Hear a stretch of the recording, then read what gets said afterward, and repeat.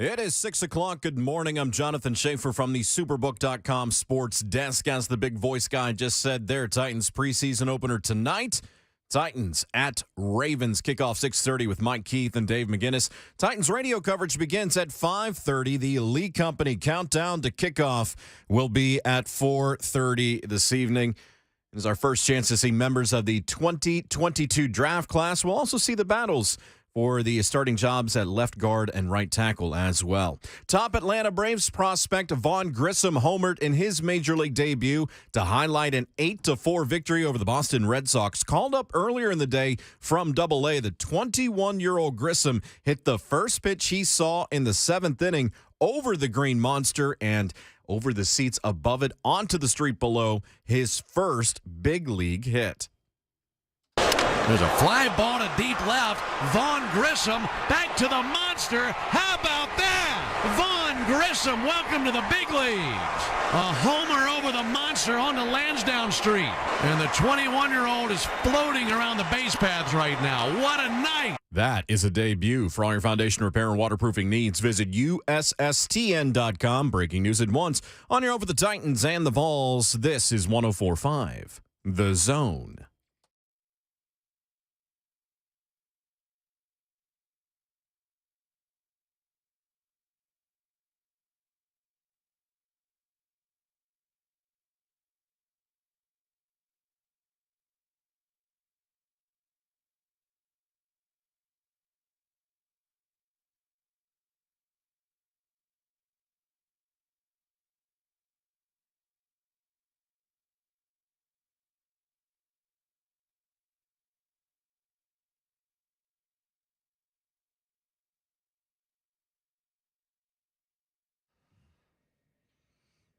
We have no sleep. No more sleep. None to have before we get to see the Titans in the preseason. 12 and a half hours away from kickoff. Right now, we welcome you in. Jay Martin and Ramon, 104.5 The Zone. Ramon Foster, Jonathan Schaefer, Jason Martin. Those are our names. Don't wear them out. 615-737-1045. That is your telephone number. And Coach Mack. 9:20, that is your guest lineup. Bleep You, Aaron Rodgers at 8, which means you're the guest as well. Yeah. The return of the Macho Man. Yeah, that's right. Toyota keys to the game. All that at the end. Only thing better is when we're doing it on a Friday before the weekend because we know what that means. Yes, the regular season has arrived. Not yet, but we get to look at some of these young bucks today. Excited about that. Me too. We're going to get to watch a lot of stuff over the NFL over the next handful of days with teams out there and storylines. And now we just hope everybody's healthy across the league. Mm-hmm. It's the Ravens first. And, of course, as of right now, this could change if the ruling came out. They're saying this is going to be done by the end of the week. Gee. If they get it done beforehand and it's a year, he goes home. He doesn't start tomorrow. That's what which would tell me if they're gonna give him a year, they're gonna give him a year this week to stop this from happening because the optics on this ain't great. Yeah, he's walking out there tomorrow. It's almost like the Browns are like, "What you gonna do?" Well, if they put the ruling out and give him a year, they're saying no, send him home. The Browns are calling their bluff, man. So, yeah. Well, if a guy is suspended, they usually can do the preseason, just not regular seasons. With him, it might be automatic, Jay, which is like, all right, party's over. Go ahead and collect your bags, and we'll see you next year, sir. And then it's the whole waiting period, too, to get reinstated. Browns, man, this is going to be – I kind of want to see it. I want to see what they're going to do, how the commentators are going to speak about it. It's tomorrow night, man, at 6 p.m. I'm very much looking forward to this, Jay, however it decides to shake out. Browns fans have still been championing their teams because of Deshaun, and they should because he's a special talent with some flaws. That's kind of how I'll say it now, Jay. Special talent with some flaws, man. I cannot get my glasses to headphones ratio right this morning, and it is bothering me. But yeah, we'll make it happen, Jason. Who else are you looking forward to besides the Titans this weekend? Well, Titans tonight, actually. Looking for the Mitch Trubisky era. Mitchell, you would be looking for that. No, I was asking you. Oh, me? Yeah, we'll see what it look like. I think there's enough around him where he'll get covered up a little bit. I don't know what it's going to look like. I'm skeptical, but I'm also optimistic. So you know how that goes, Jay. I'm waiting like everybody else is. So you're cautiously optimistic? Is that what you're saying? I'm naturally optimistic. So in this situation, I'm more cautiously optimistic. Does that make sense to you? I mean, that's every other normal person's really skeptical. Yeah, I'm not really skeptical because I'm not actually playing anymore. So hey, have fun, bud. But tonight there's a line and everything to this game, and Baltimore is -3.5. I didn't realize it was this time of the year. Like, you know how much guys care less. What the hell does that even mean? It just means a gambling degeneracy, and you got to throw a line out there. Who cares? Well, John Harbaugh likes to play hard in the preseason. Well, sometimes at least. For the people that bet, though, I'm like, you know how little guys care about this game as far as who wins and loses. This is minor league baseball in is terms of wins and losses. You're watching for people. You're not watching for scores. Yeah, this is me trying to get some wins so I can make this team. That's what this is tonight and every other night in preseason games, man. If it's a factor of me making the team, Jay, I might actually score a touchdown myself. I might snap the ball up, catch it, throw it up, and then run down the field and make a touchdown myself as it causes me to make the team. Like, that's what I care about. And there's a bunch of young guys that's going to be in that same boat too. You got Vandy Eli saying, take the Titans money line. See, this is what happens. This is what happens, Jay. People are excited. I am excited, though. First set of real competitive football tonight. I ain't really watched the Hall of Fame game. I didn't watch a whole lot of it anyway. This one shall be interesting because from beginning to end, there'll be guys we have to have our eyes on, and specifically Malik, Logan Woodside. Honestly, we keep forgetting about Logan Woodside as far as the competition side of him being number 2. Like, that's where we're at right now. Watching him and how he kind of deals a little bit. Hassan Haskins, I'm excited to see what he looks like in the NFL stadium. We saw what he looked like in college. Kid has some talent. It's a matter with him. Is he going to be number 2 or number 3 on this running back list too? So who's with us? Deontay Foreman is another vet that's a running back with this team. What is he actually going to do? So Derek's getting 0 burn. I think Tannehill's getting 0 burn. It wouldn't shock me if Taylor got 0 burn tonight. Dontrell Hilliard. Sorry about that, guys. Trenton Cannon's another guy that we have to watch after. Got some good matchups and eyeballs on this game tonight, Jason. I saw Jim White speaking highly of Julius Chestnut from Sacred Heart. Mm-hmm. The splitting of reps with him, he's flashed in camp as far as they say he's 5'11", 228. It's a thick running back right there, man. So this will make you real happy, man. What's that? PFF has an app that's coming out. It isn't out yet. I'm beta testing it, actually. Are you actually? Yeah, they sent me an invite, and I was like, yeah, all right, sure. Really? Because it gives you access to everything they're doing. They have a betting angle, they have a fantasy angle, all this stuff, but they have a feed. And so I went and looked at one of the pieces yesterday was one riser, one faller from each NFL team during training camp. Yeah. And it's not them picking it. It's somebody that covers the team. So Ben Arthur actually picked the one for the Titans. Okay. So who's Ben Arthur, we've had him? Yeah, we've had him on before. All right. As soon as I saw that this was it, I'm like, well, I know who the riser is. Who's the riser? Malik? No. It's McCreary. McCreary. Oh, yeah. Heck yeah. I Absolutely. immediately said, oh, it's McCreary. Then I said, or it's McMath, because you're talking about a riser and a name that you're hearing that you weren't necessarily expecting to hearing. One faller. Who do you think the faller is? One faller? Give me a second. Dylan Radins? Yep. Is it? Is he really? Yep. Oh, wow. You're battling with a rookie as a second-year player that was a second-round pick. Oh. Then that's the narrative that's out there. Whether it's true or not, we'll find out. Already? Dang, that's unfair though. That's because we don't know what the competition is actually going to look like in the stadium. I'm with you. So you get an opportunity to see bet on what you see or react to what you see on this app. Is that what it is? No, it's just like it's information. It's information. Yeah, it's not like its own app. Yeah. It's like here's the line, here's what you do, all that kind of stuff That for gambling folks. would be interesting though if they added that feature to it. Maybe I'm giving them a free one, but the fans' experience of who had a good game, who had a bad game. Like you basically vote up, vote down. That would be good. Hey, this is our matchup tonight. Who's winning that matchup? And just put that on the app and say, you vote and we will do something behind it. Yep. That's actually pretty good. That's one way to keep people fan engaged. Wowzer, Jay. What else is on this app? Well, I mean, it's like I said, they're kind of unveiling different stuff and they're like letting you see if there are bugs in it or what you think of it and all that kind of thing. I just look at it and I say, it's going to make what they do even stronger. Even bigger. Yes. They just hit you up about that too? Yeah, I got an email about it. Good for you. I mean, I think there's probably a lot of people that are doing it, but. So you can't just do one thing these days. You can't just evaluate. You got to add betting to it also.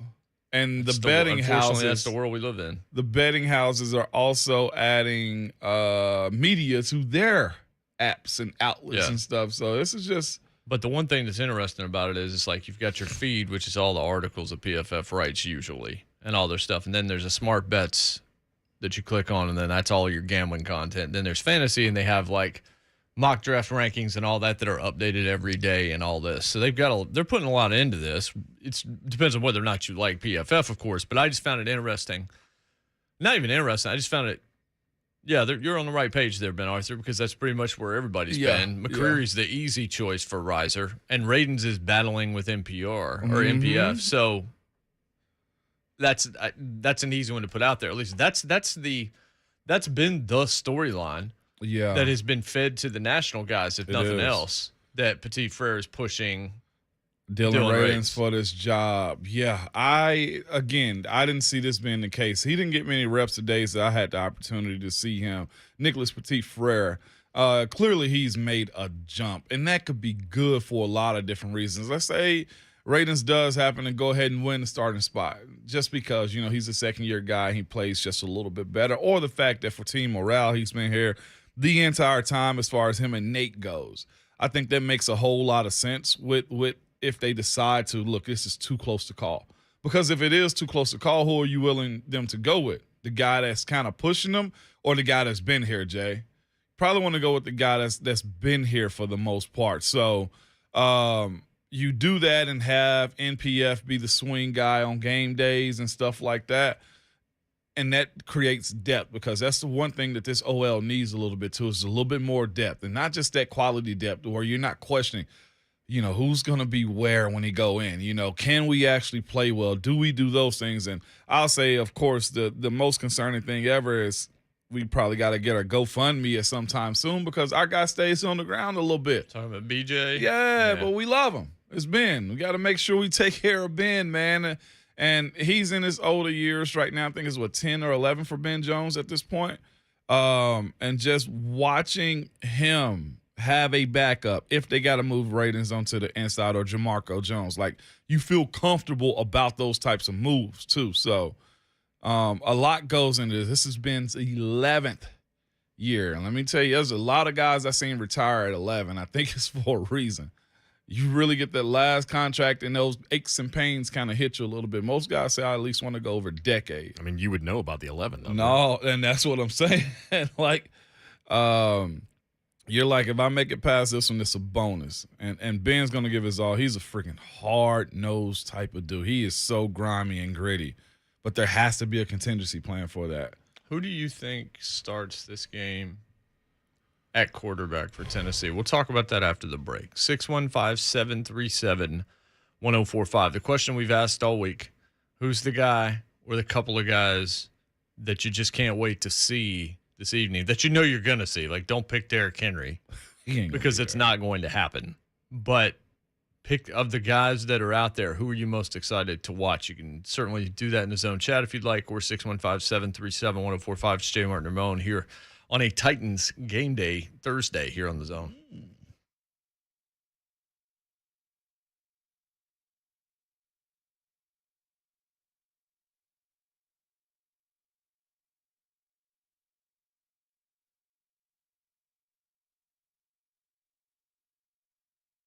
It's time for Window Nation's back to school sale, the same as your kids. Okay, get them out of the house and go buy yourself something nice. This time, it's windows, where you can get 2 free windows with every 2 that you buy. Plus, you can pay nothing with no interest until 2025. And those windows will lower your energy bills, unlike your kids, and raise the value of your home with new energy efficient windows from Window Nation.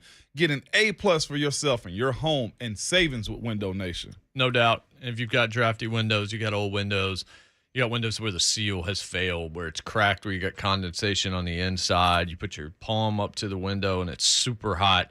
You already know right there you're spending a ton of money on heating and cooling bills that you don't have to. Window Nation saved customers over $60 million on their energy bills because when they do the new windows, they use top-of-the-line materials, mold spray, Quad Max sealant, toughest against all weather conditions. All they do is windows. They're experts enough that they're doing my windows.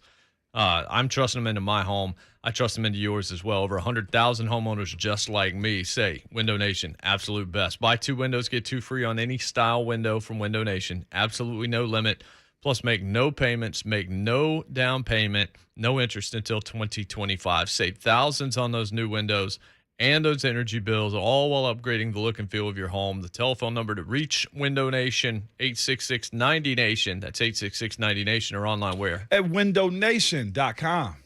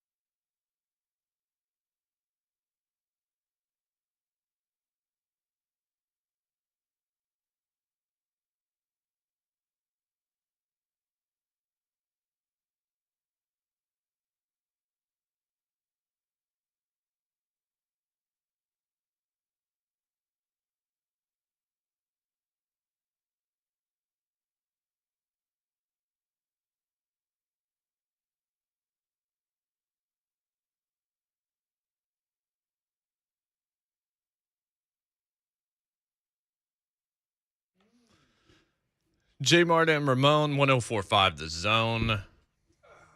How many other teams are in action tonight? I think the Patriots are playing tonight. Oh, I thought it was just one show on tonight. Is it just one? I thought there were more teams playing. Maybe I'm New wrong. England. You're right. New England and the Giants play tonight too. Because they're the one on the NFL Network. Yeah, they got 6 o'clock, and the Titans are 6:30. Football's back. Mac Football's Jones back. and Matt Patricia's offense. In effect, what my. the Browns have done Yeah.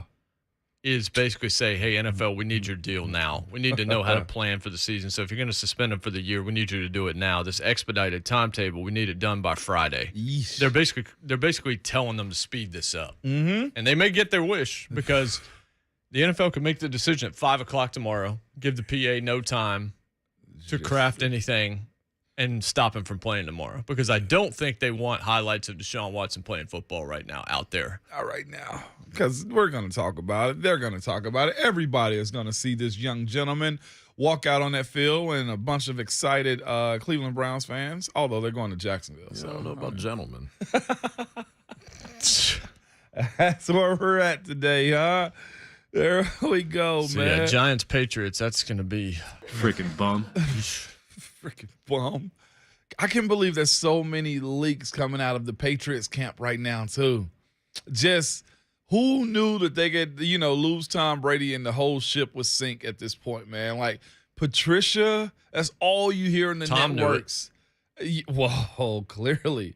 I'm in my group chat yesterday, man, and of course, y'all know I got my class of 2004 group chat, and in there is Rob Ayers and Gerard Mayo. Since he's got an iPhone now, he can be in the group chat. He went years, Jay, decades with the Droid phone or a Sidekick. Okay, he had the Sidekick. people should be put in jail. Then you know what? Sooner or later, it's gonna be Ron Slay if he don't get an iPhone. Suck it. Oh, Also, dude behind the glass. and the dude behind the glass. Just gonna throw that out there. Group chats are more fun. Bleep You remote With false. blue. With all blue. When I see the green, I'm just like, man. Who is it? You can't name the group chat if somebody's in there. Cannot. I can't call them. I can't call you the degenerates. All right, here's the thing. Or I can't call us that. Because so many things are going to Apple Plus, Yeah. the next phone will have to be an iPhone. Oh, is that Is that the breaking news sounder? Breaking sports wait, I news got it. on 104.5 The Zone. No news on Julio Jones. More in 8 minutes. That's a callback on that. That is a callback. You remember the excitement behind this last Oh, year? Tampa Bay posted a video of Julio Jones making a play along the sideline. Titans fans have just lost their mind. Really? Yeah. Some did, of course. But But he'll be here next week. Will he practice, Shafe? Jay? Will he have some great reps at practice? Is that what we'll hear about Julio as I get back to my point? I think he'll practice a little bit just so he can look across the sideline and go, look at me. Look at me.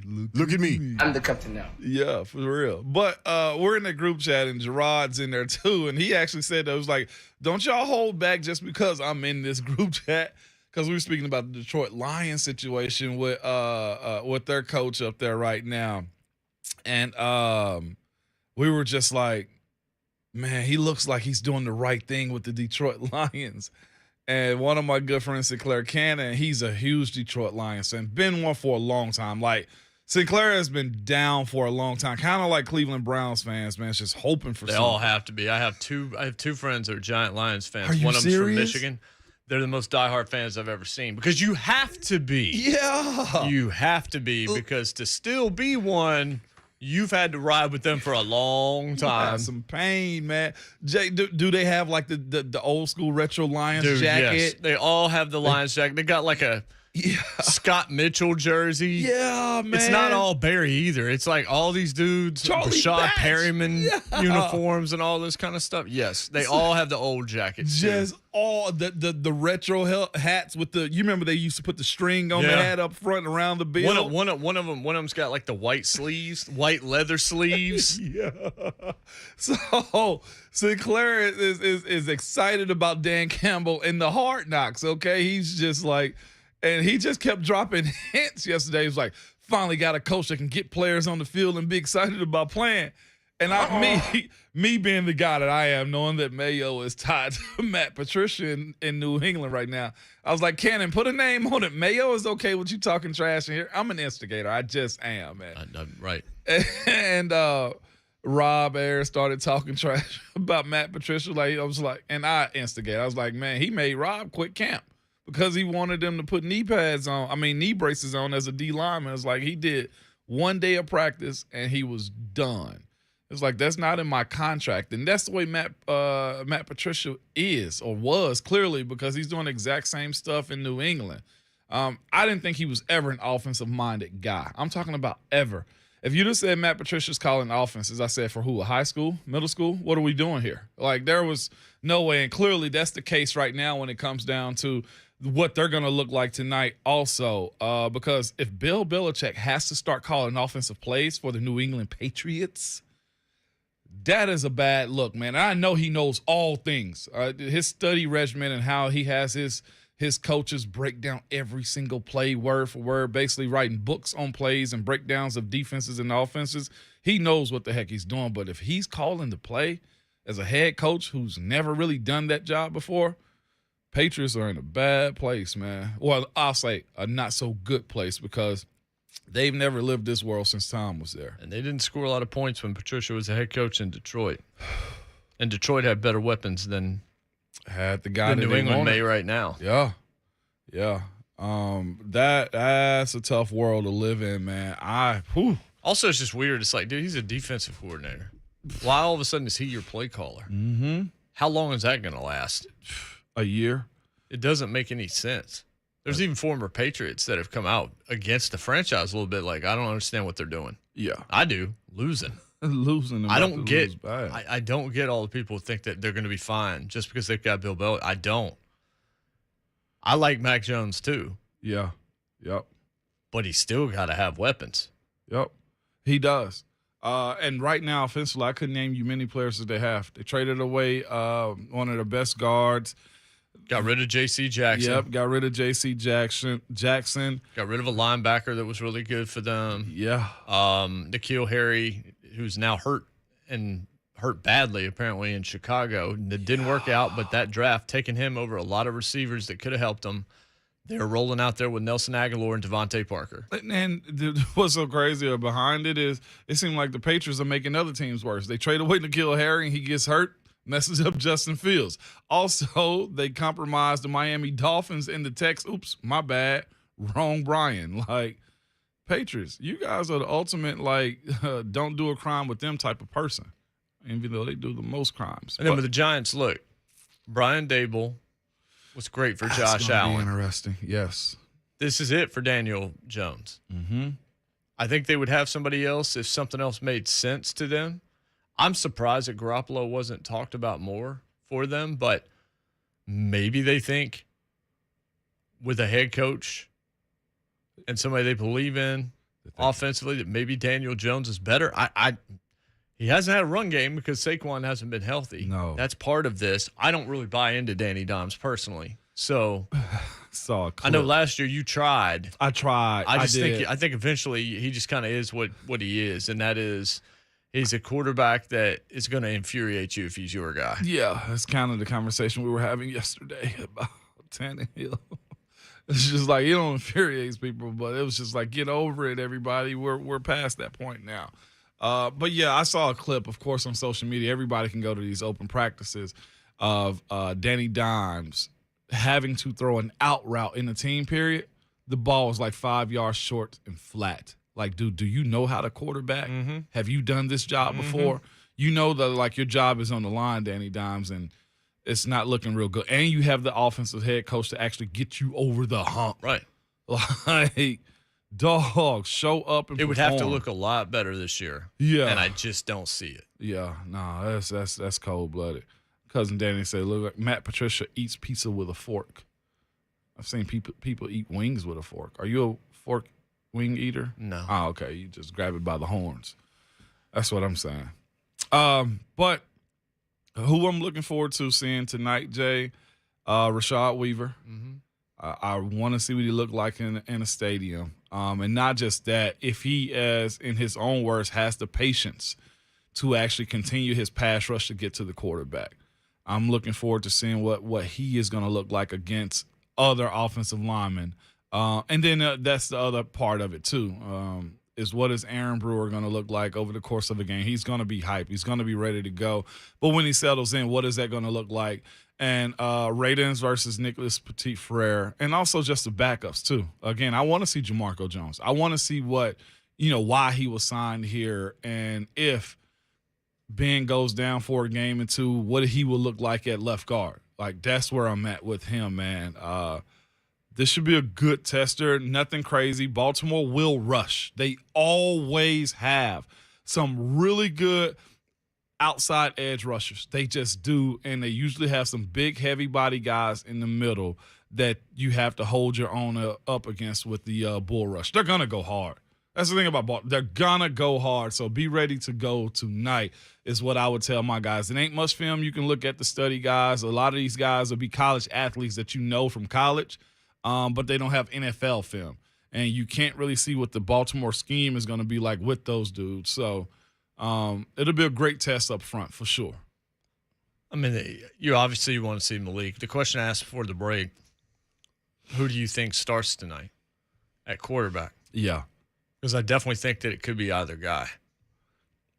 If it was me being a betting man, I'd probably go on and say – I think I might say Malik. I say Logan, just because he should get the fair shake out of it. I think he's ahead on the depth chart, no question. Yeah, he is. But I could also see wanting to get Malik out there really quickly. Mm-hmm. While maybe you still have some of the better talent out there from Baltimore. Yeah. Just because you just want to see what you got right now. You just want to see what you got. Obviously, this is a next year proposition. This ain't about this year. No, absolutely not. But you already know what Logan Woodside is at this point if you're the Tennessee Titans, because you've had him for, 3-4 years now? 3 years now. 3 years, 2 years on roster. Yeah, you've had him for a little while, so you generally know what he is. You're comfortable with what Logan Woodside is. I think that it's probably established in that building. Here's what Logan's going to give us. Yeah. Malik is such a wild card. In a lot of different ways. That if you just bring him straight out in the first game, just to see, I could see it happen. You could see it happening. I didn't realize these two quarterbacks, Malik Willis and Logan Woodside, are tit for tat about the same size. Malik is 6'1", 219, 23 years old, and Logan Woodside is 6'1", 213, 27 years old. You got the same guy.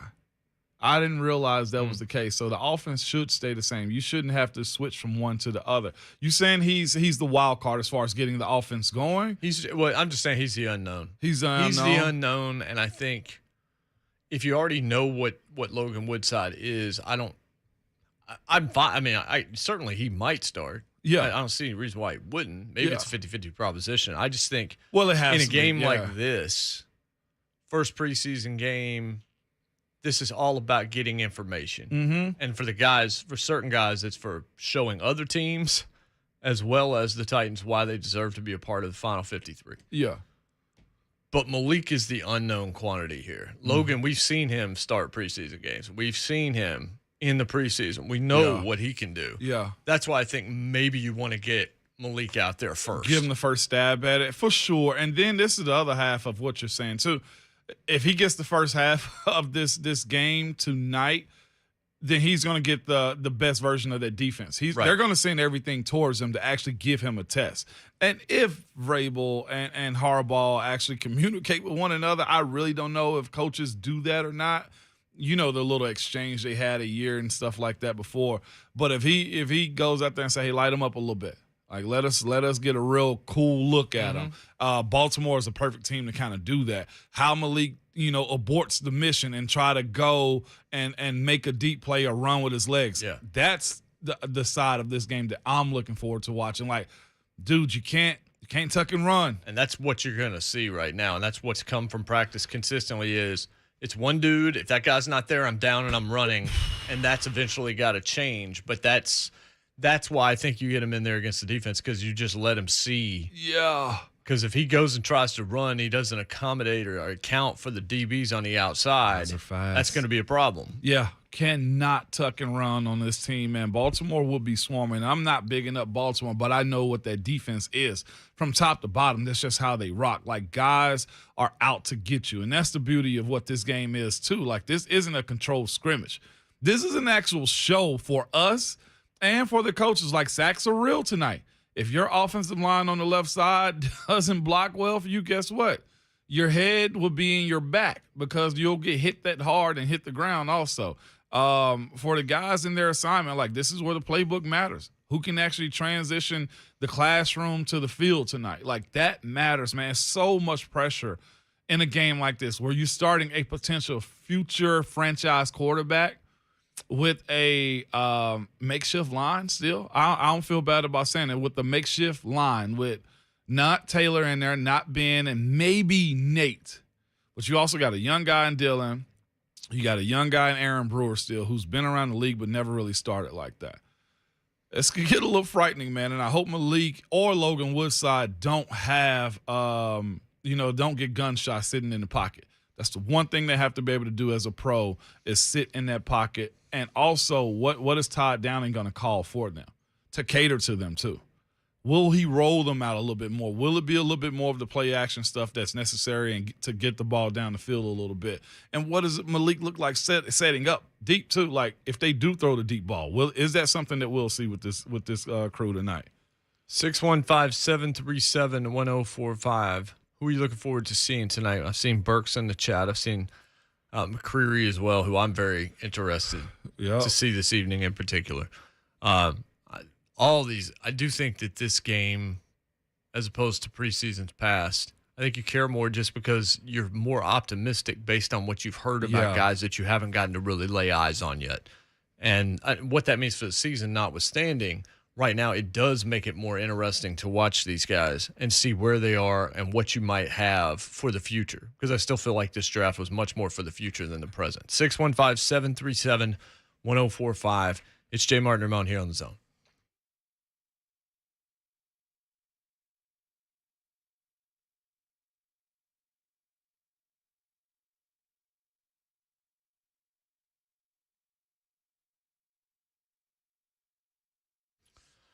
So don't be surprised this week to see other jewelry store owners shopping at Genesis Diamonds. And yesterday, if you happen to be in Cool Springs, don't be surprised if you saw me and my wife inside Genesis Diamonds. We were there yesterday afternoon. We weren't necessarily taking advantage of this offer, but we were taking advantage of service that's always lifetime with everything you get there. But they're taking advantage right now, those owners, of the most aggressive offer ever. And we saw it, and the place was lit up. All GIA diamond engagement rings marked down an extra 20% below the Genesis everyday price. The vault is open. Genesis is selling the finest handcrafted diamond rings at rock bottom prices now for a very limited time. GIA, that's the world standard in diamond grading. They certify accuracy. They document quality so you can buy with confidence. Every Genesis engagement ring included in this event. Half carat up to 20 carat stones, all shapes, everything she wants, guys. There's never been a better time to get an extreme value price on a GIA certified diamond, perfectly set in a gorgeous engagement ring. Hurry in for the best selection. It's Genesis Diamonds GIA Diamond Extravaganza. Save an extra 20% on these rare, precious diamond rings now for a limited time. One per customer, please. Both locations exclusively at Genesis Diamonds, Green Hills, and Cool Springs.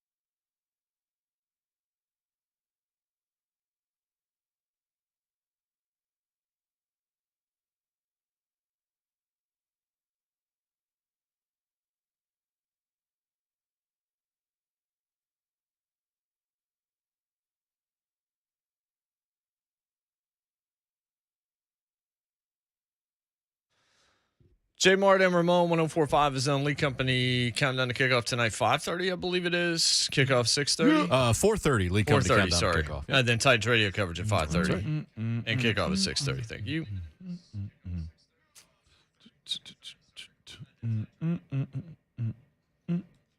Never-ending fight with the lighting in this room continues. I look like I'm like glowing right now, trying to find the deal. It's just never going to happen in this room. It's just the worst. I need to sit in that seat over there and host from over there. It'd be fine. It's right here where it's bad. You are glowing right now, Jay. Yeah, I was trying. I need to lower the light. Whatever. Yeah, I didn't. We host a radio show. Who cares? Just the light. Yeah, to those that were asking, there were a few people that are out of the market. Yeah, that game's not on TV for you. NFL Network is New York, New England. Tennessee, Baltimore, you'll probably get the replay on NFL Network because they get those feeds later. Mm-hmm. Maybe even overnight they'll play it. I'm guessing there'll probably be a replay of some sort on NFL Network. Yeah, I would say there will be, but it won't be. Certainly won't be live. Should they cover all games like this whenever it's, only 2 on a night? Should they designate that to a network, or it's just not possible because they already have their own scheduling? I mean, you can't designate it because no other network has any games. Gotcha. It's all local stuff outside of whatever the NFL Network has, unless it's like ESPN's game or something like that. Tomorrow there's 2 NFL Network games. It's Atlanta, Detroit, and Green Bay, San Fran. So there is no Cleveland, Jacksonville coverage either. Well, who wants to see that? Exactly. Okay, all right. That in itself that'll make you lose ratings right there. Overnight, 3:30 tomorrow morning would be the earliest That's what I Titans figured. Ravens replay on NFL Network. What? That's about what I figured. Is that Eastern? Is that Pacific? What time is That's what they do. They That was play those 3:30 preseason a.m. games. Central. Yeah, So because they'll play their game either once or twice in a row. Plus they'll have like a studio show, and then they'll play that in the overnights. Who's up there early? Why? Or is just filling their time slot?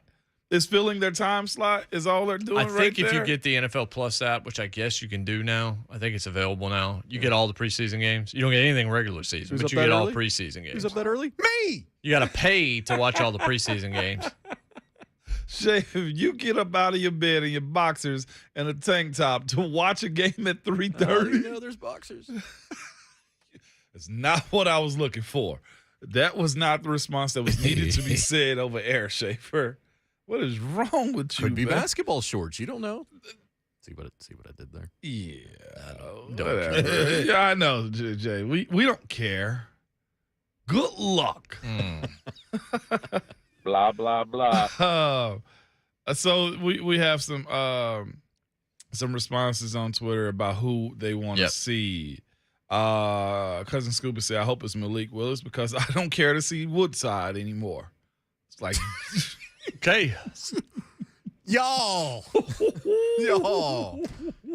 Good night. hey, What the violence against your quarterbacks. God, dog. Whoever you're seeing, you can see him with us tonight at Bold Patriot Brewing Company. Hey, yes, sir. Hashtag for the fam. Inaugural hangout is tonight at Bold Patriot, 39th Avenue. Yeah, My calendar says 5 o'clock. It is 5 o'clock. I'll be there. Yep. We'll probably be there through the first half. I'll be Yeah, I mean, there. basically the first half. We planned 5 to 8. Yeah. So, The poll from Micah to Jesus says, Ravens, there's not a position of more importance right now than to protect 17. Joey Bag of Donuts says, always the quarterback. Well, the poll says differently. There's 100+ votes on here, and Traylon Burks is winning 54 to 46% right now as far as who you want to see tonight. Gonna see both, and you kind of really hope you see Malik Willis throwing to Traylon Burks too, if he can get it to him. So ain't no if he can get it to him, if he can accurately get it to him. And again, to make it out healthy tonight, it's all you. That is a successful preseason game right there, where everybody makes it out healthy, man. So that's what I'm hoping for these guys, so they can continue to, chase their dreams. Cousin Danny will be there tonight. Cousin Scooby will be there. I know Cousin Andrew will be there. He's actually picking up Cousin Joey to bring him down tonight. Yeah. Okay. Look at friends Cousin being Andrew's friends. dad's going to come down too. How's I food can't being wait to handled? meet him. Charlie's. That's what I thought. Yes. Oh, Charlie's bringing food? Mm-hmm. Oh, I can't I wait think you to have have one of those. No, I think you have rolls. to pay for a plate or however they're doing it, but Charlie's will be there. Bring the company card. Do you know where we work? You hear the laugh? It was like, yeah. That big merch store that we have that's full of stuff that people were asking for like a year ago? Oh, somebody still got to have the company card somewhere, Jay. That's all I'm telling you. I don't know who's holding on to it. You know who's got it? Oh, Ron Slay. Oh, by the way, Ron, this is your formal invitation to come down after your show today. And you know he's up because we saw him in the chat already. He better get our nephew to school on time today. Pay for a plate. Yes, you pay for a plate and all the extra sauces that you get. Went to lunch with Ron yesterday, by the way. It's pretty cool. Having Ate lunch at his place. Okay. Yeah, ate at his place, man. Strikeout wings. You've had them before. No. You haven't? No. Oh, my brother. had We some wanted to. We just haven't gotten there Well, yet. we're morning crew, and they bring lunch for everybody else but us. So we'll get there eventually, Jay. We'll get there. But strikeout wings are fire, and the Ron Slate special, man. If y'all hadn't had that, y'all are missing out. I guess you're missing out too, huh, Jay? It is phenomenal. Eventually, we're going to get there. Yeah, eventually we'll get there. Yeah. But you got to have a day though. You have to have a screw it type of day if you're gonna go eat. But no, I mean, I'm not going to eat it. If it's breaded, I'm not touching it. So, It ain't breaded. No, it ain't breaded. all right. And Yeah. I'd probably just get them. I wouldn't get them with sauce, probably. You wouldn't get them. That's If it's got a bunch of sugar, no, I just can't do it. Sauce is where it's at. Lemon pepper is there. Yeah, and I might try that. If Okay, I'd have to see the nutrition facts. You know what? We're never having strikeout now. Nope. We pretty much ended it. We can't have strikeout if you asking for the nutritional value, man.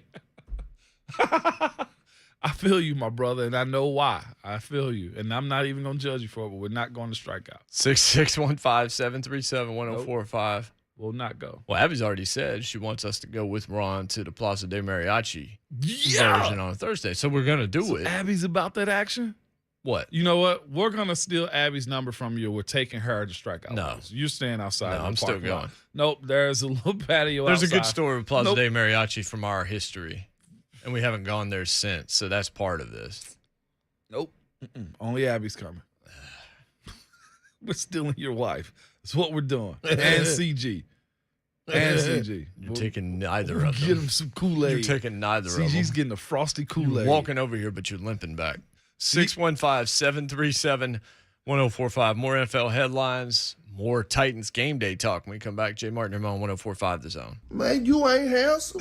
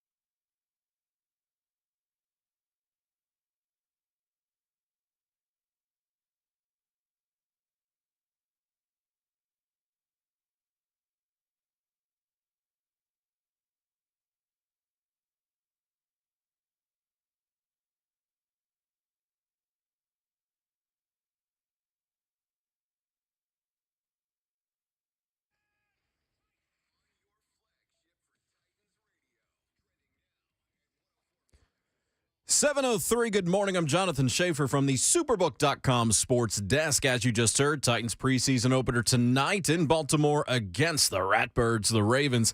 Kickoff 6:30 with Mike Keith and Dave McGinnis. Titans radio coverage begins at 5:30. Lee Company countdown to kickoff at 4:30. It'll be our first chance to see members of the 2022 draft class, including Malik Willis. He'll be out there. We'll also see the battles for the starting jobs at left guard and right tackle. Top Atlanta Braves prospect Vaughn Grissom homered in his major league debut to highlight an 8-4 victory over the Boston Red Sox. Called up earlier in the day from Double-A, the 21-year-old Grissom hit the first pitch he saw in the 7th inning over the Green Monster, over the seats, and onto the street below.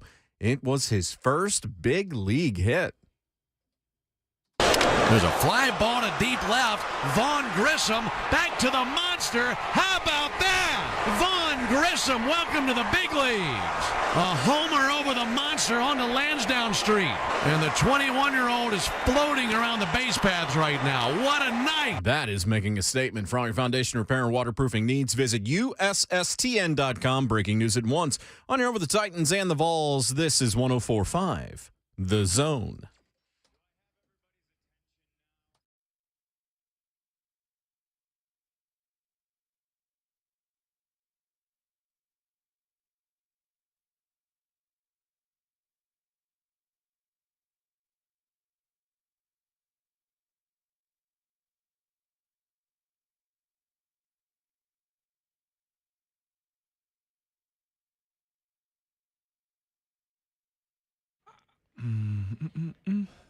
What's happening? Welcome in. J. Mart and Ramon, hour 2 of the program.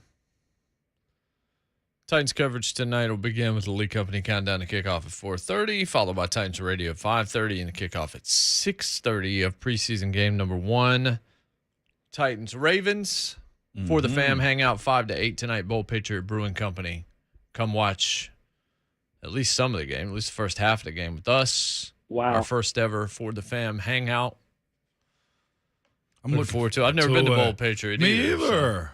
And not just that, on a Thursday night with a football game around some cool peeps. Hey, should be a good time, Jay. Woo! Yeah, absolutely. Should be a really good time. Here comes the boom. Who you look forward to seeing tonight? That's the easy question of the day. We'll keep you updated on anything happens with Deshaun. That may happen tomorrow in terms of the decision. They could announce it today. I do think it probably does get done by the end of this weekend. Mm-hmm. And the Browns have kind of forced the NFL's hand because I think at this point they just want to know what they have to do. Like, all right, do we have to play without this guy for a year? Yeah. What would you prepare for? NFLPA is going to sue to get back at them if they can, to try to delay it and say, hey, let's negotiate this thing on out. A year, he's probably better off just letting it ride, Jay. He's not losing much this year, other than the fact that there's another year of not playing. Yeah, he's losing. He's gaining some rust. Yeah. That's about it. Can I go out and say, like, in years past, I've always been a guy that says, man, if you take 2 years off a ball, just hang it up. But quarterbacking is different. I saw a guy, Michael Vick, be able to do it. I also saw Josh Gordon be able to come back after a couple years. Heck, we've seen Gronk come back after a year. We've kind of watched and seen this happen, but that is a long time off of not actually seeing stuff at game speed. And I know they have simulators. I know he's practiced with his team this year, but that's a good little stretch of time being off. If you're out of the game for about 2 years, I'd say hang it up. But Deshaun is so young and so talented that they're going to just give him the keys to the car next year as far as the Cleveland Browns go and play that thing on out. So it just sucks, again, for all parties involved. I don't know how much he settled for as far as money goes. I don't know what it's going to look like for him moving forward as far as his public perception. I feel like I know what it's going to be. But in general, that's something that clearly the Cleveland Browns are willing to deal with, and Deshaun Watson will be too, because he'll get $230+ million to say, all right, I'll play ball for you.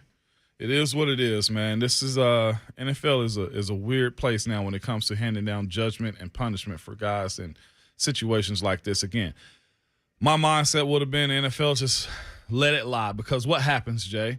You start winning, football games start being played, and there'll be, within a vacuum of people protesting outside of that building. I've seen this done before. I've seen it done before. When we signed Vic in Pittsburgh, there were still groups of people with signs outside of "you murderer, you dog." It was all of those types of signs. You know what still happened, Jay? Went inside of the stadium and we played ball. That's the reality of that situation when it comes to a guy serving his time.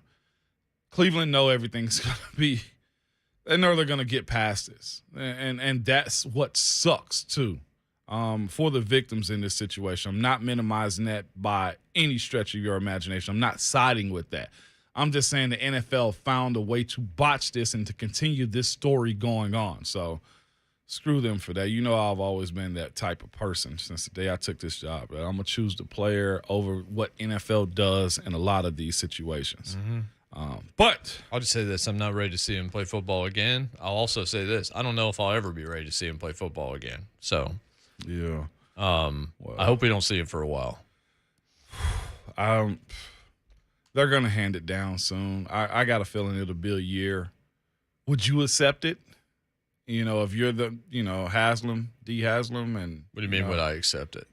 Would you accept it if you were the ownership, if you were the Cleveland Brown owners and head coach and You're out of options. period? You're out of options. Yeah. I mean, you can't do anything. Hey, You also have 30 other owners. 31. No, 30, because there's no owner of the Green Bay Packers. I see what you did. You technically have 30 rich folk Yeah. who are really unhappy with how the Browns did what they did with the fully guaranteed deal and what it's going to end up meaning for their next big quarterback deal or something like that. So I think that's part of this is the NFL's got a lot of angry owners also that don't like what the Browns did that want them to hurt. Yeah, man. Sucks either way. It is what it is. But I was reading an article this morning. I'm sure you saw it too, Jay, as far as Jeremy Fowler visit to camp last week for the Titans. And one of the things he brought up, because we're talking about who you're excited to see this weekend, tonight when it comes to playing the young guys for the most part. And the guy named that came up to Jeremy Fowler, Kyle Phillips. And his write-up, he says this about him. It's going to be very interesting to watch how this kid kind of develop as far as Kyle Phillips is concerned, because there has been a whole lot of talk about him. The write-up from Fowler reads this from a national guy. He said, someone with the Titans, meaning somebody wanted to be anonymous. I don't know if it was a scout or coach that said this, or player. Someone with the Titans told me this about Kyle Phillips, a fifth-round receiver out of UCLA. We haven't quite figured out a way to cover him yet. Phillips is very quick out of the slot and is earning some first-team looks with his play. Tennessee wants him to be a little quicker with his decision-making, but that will come. Somebody with the Titans has said, we haven't quite figured out how to cover him up yet. That's high praise for a guy that, a sixth-round draft pick? Didn't really do a whole lot. I know they are lying right now. Oh, my God. Does this look like Kyle Phillips to you? Shay, there's a black guy's Kyle Phillips. That's like the Danny Werfel story. The old Danny Werfel Florida story where the guy went into Home Depot and said he was Heisman Trophy Danny Werfel and all this kind of stuff, and he was trying to set up like a credit account or something like that. Dude was black. ESPN. Last I checked, Danny Werfel. Well, but there's another Kyle Phillips, though. I know. He played. Yeah, the Werfel thing, the Werfel thing was not VFL. true at all. That dude just lied and scammed to try and get a credit account. So I'm assuming they linked to the wrong Kyle Phillips? They linked to the wrong Okay. Kyle Phillips. They got Tennessee Vol, Nashville native Kyle Phillips on ESPN. This is like the second time they've had a huge mess up with name and picture as of late. Who did they screw up the other day, Jay? No, it was a write-up, and they were speaking about something with the Titans, and the coverage of it was just The right guard position. Yeah, it was the right guard position. Instead of the right tackle. And they were speaking about the right tackle position. They screwed that up, too. Kyle Phillips, oh, my gosh. That's the wrong Kyle Phillips. But that's high praise for this kid. going into this game tonight. Yeah, Kyle Phillips definitely got some African American in him. If this is him, Is that ESPN? yes, it's the Fowler write-up. The VFL Kyle Phillips is like, hey, call me. Yeah, Kyle Phillips. My Kyle Phillips. Why is am like, I being talked about this morning? No, they screwed this up. Do better, man. But that's high praise, whether it was a scout or whether it was a coach that kind of said, we don't know how to cover up Kyle Phillips, because that's the one position a lot of people have been talking about a little bit too. What is this slot going to look like? Although Traylon Burks has been in the slot, Bobby Trees has been in the slot, everybody has moved around this offense when it comes to the slot player. Now everybody's giving ESPN thumbs down. But as far as offensive weapons, as far as what Tannehill needs to be successful, and the guy that's been there every single day. When I spoke 2 days ago about Ryan Tannehill challenging guys and telling them, hey, you need to get on your stuff because I need you in this spot, he was specifically talking to Kyle Phillips as far as, dude, you got some talent and I see it. I need you to help me help you in this situation to be a better pro. Mm-hmm. So being in the stadium tonight with the lights on, one, hopefully we can see him because they got the right Kyle Phillips. But secondly, man, make some plays, man. Get this fan base going. Get your career going, and not just as a back. I mean, not just as a punt returner. Get a position. It's open. Like, that's the one thing we really hadn't talked about. It's usually 5 wide receiver positions, and this is a spot in camp in which he could really make a play for himself and also be the right color. That's good. That's real good. I feel like stuff like that happens more than we realize. Like I said, there's at least during the course of the show 1 or 2 misspellings on their graphics. Yeah. Because we have the screen right in front of us. I see it constantly. Raymond It's Foster. like, how is it possible? Raymond. Well, you could still spell that right and mispronounce That it. came from Darren Bates. Raymond. Raymond. That was still my favorite thing that's happened in the last. Oh, you do. That's the show with Moan and you, right? But he didn't say Moan. He said Raymond and you. I'm like, yes, it is. Yes, it is. Darren Bates. Ramon. Darren is what I'm going to call him from now. Oh, me, oh, my. Slay's on the latest Raw Room podcast. He is. I noticed that yesterday. He is. He did go down. He said they recorded for about 2 hours, man. God, dog. You think Slay was going to stop talking? Man, they should start kicking back. Yeah, he's on the new Raw report. Man, I actually like the name of that podcast. Raw Room. Raw Room. It's all right. You So like now it you're so even. much that Now you you're Kyle even. Phillips did. Now you're even. You're even. You just screwed it up. Okay. You're even now. You're right. Raw report was where? Raymond on the Raw report. I know. Yeah, Raymond. Yeah. The Raw report was who? Was it Jaworski that had that on ESPN? I don't know. Oh, okay. All right. I don't know why I always go to y'all for like media questions, like y'all know everything about it.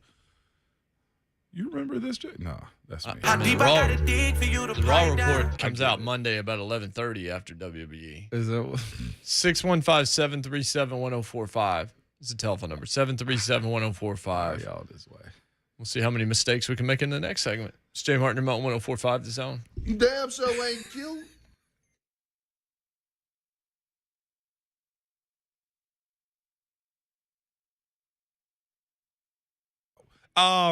As leaders in disaster cleanup and restoration, a lot like Jonathan Schaefer, but this time it's the pros at ServPro who are prepared for anything. Like when a relief valve on your water heater fails and it pours gallons of water into your finished basement. Guess who's prepared for it? ServPro. Or an electrical shortage in your office causes extensive smoke and water damage. ServPro is prepared for that. Or a musty odor or little black dots around your house might indicate you might have a mold problem. ServPro is prepared for that too. You need a lot more than help sometimes cleaning up, and that's why ServPro is your one-stop shop when disaster strikes. Not only do they have the equipment and expertise to clean up damage from fire, water, or mold, but they also offer a variety of construction services ranging from drywall patching and document drying, all the way to complete structure rebuilds. There's just one call you need to make to bring your home or business back as good as new and as soon as possible. So if you're in need of cleanup from fire, water, or any unpleasant event, yes, any unpleasant event, ServPro is always ready to help. Call ServPro and the official downtown Nashville operators at 800-SERVPRO to see how we can help you get back to like it never even happened. The number is 800-SERVPRO. ServPro, cleaning, restoration, construction. Franchise are independently owned and operated.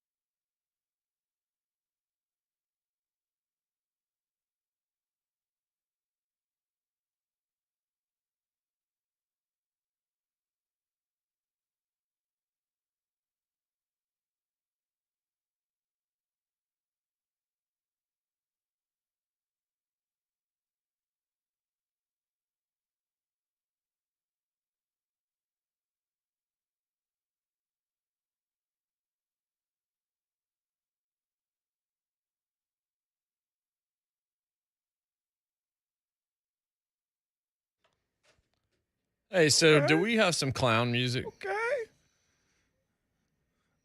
We can. Take me a couple moments. I need something Why, Jay? lighthearted and almost like mocking. Why? Oh, you'll know why. Come on. Actually, I already do because I sent it to you guys during the break. I'm gonna read this, but I need accompaniment for it that fits, and so I'm giving Schaefer the time. I'm not trying to hurry the cycle here. It needs to be. Let's just say this before we even do this. Man, I want the Titans to win tonight in the worst way. I want them to win. I know where you're going now. So badly tonight, this preseason game. I've never cared about the results of even the Broncos. I don't care. Like, it doesn't matter. Like, I just want to see the guys. I want to see them get better. All that kind of stuff. It's not. Yeah, I'd rather them win than lose, but it's not. Okay, perfect. Is this Doink right here? This the lead topic right now on Pro Football Talk. Thank you for this, Michael David Smith. Ravens going for 21st consecutive preseason win tonight. Excuse me? I read the Ravens head into tonight's preseason game against the Titans on an unprecedented winning streak. Baltimore's won 20 consecutive preseason games, the longest streak in NFL history. Baltimore hasn't lost a preseason game since 2015. And last year, the Ravens broke the all-time record for consecutive preseason wins, a record that had previously stood at 19 straight by Vince Lombardi's Packers from 1959 to 1962. The Packers streak was broken in a loss to a college all-star team because NFL teams used to play against college all-star teams in the preseason. And the Packers then went on to win 4 more consecutive preseason games against NFL teams. So those Packers still have the record for most preseason wins against NFL teams at 23. If the Ravens go 3-0 in this preseason, they'll match that record. The preseason is meaningless, so perhaps no one should even care about this record. But Ravens quarterback Lamar Jackson said last year he and his teammates do care. Quote, "We want to win at the end of the day. I don't care if it's preseason. We compete against each other in practice. We want to win. It's good to just keep winning. The Ravens will try to keep winning tonight and make it 21 in a row." Come on, man. Yeah, for real. Come on, man. Tightened up. Tighten up! Gas pedal! Yeah. Love when fucking cheese drop that. You said funky cheese, Yes, right? I did. Okay. For the record, you said You've got to be funky real cheese. careful. Yes. You got to pronounce that word carefully. You go back and listen to that audio, you wouldn't be sure what you said. Come on. I was about to say it. Don't do that. But once again, I'm a pro at this, man. go Titans. Put up 50 on them. Drop Malik, 50. go show out. Logan Woodside. This needs off. to go away because this is Kyler's 43-0 high school record. 21-0 in the preseason, huh? Congrats. Congrats, buddy. How'd that feel? I told you John Harbaugh cares for some reason. I didn't realize it was Whatever, like this. man. I didn't realize he was this hardcore.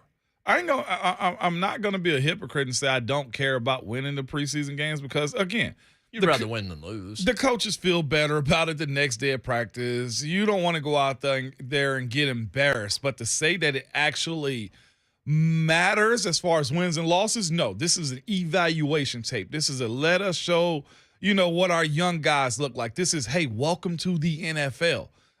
That's what this game is. It does matter. As far as the play, as far as the injuries are real, as far as, the timing of your routes are real, as far as you working on what you've been working on in practice, that's real. But the wins and losses, would you care if anybody went 0-3? No, because teams that won the Super Bowl have done that. 0-3. Like, remember the Colts used to lose the year they won the Super Bowl, they were 0-4 and the Lions were 4-0. Yeah. Yeah. It doesn't matter. That happens. It's because nobody cares about the wins and losses of it. I will say this, one of the few times that it did matter for us is when we started the regular season off 0-4. I think this was 2012 or 13. We started the regular season off 0-4. Lost the game in London, okay, and had to fly all the way back over here. And I was thinking, I actually brought this up to my teammates at the time, like, and it was a huge discussion because after you go 0-4, you have that coming to Jesus like meeting, like coaches say something, you're like, get out of the room, coaches. We got to have a players only meeting. And, everybody kind of gave their spiel about how we need to turn that season around and what did we do wrong. And it had really dawned on me. We had basically gone 2 months without winning a game. And that sucked. Okay. And the next year we put more of an emphasis on, being prepared. Guys not going out there and embarrassing themselves. Guys understanding that you are in competition. And I think the next year we end up going maybe 2-2 or 3-1. Y'all were incompetent.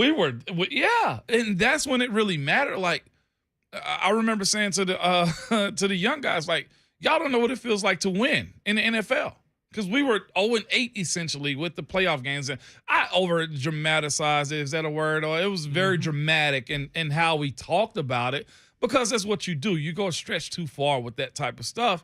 And it was just of the realization, all right, we got to figure out the recipe to win. And that's just all it was. It wasn't necessarily, or putting winning tape out there. It wasn't a race to go 4-0, Jay. It didn't matter as far as the wins and losses.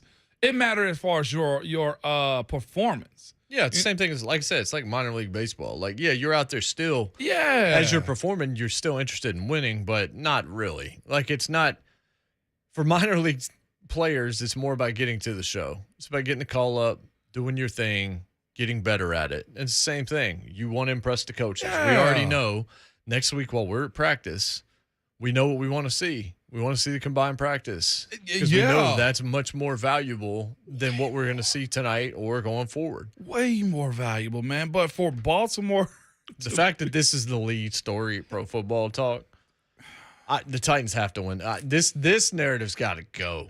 It's got to go. But this has been Harbaugh, though. It is in big, bold letters on their website. I just clicked on that's what I'm saying.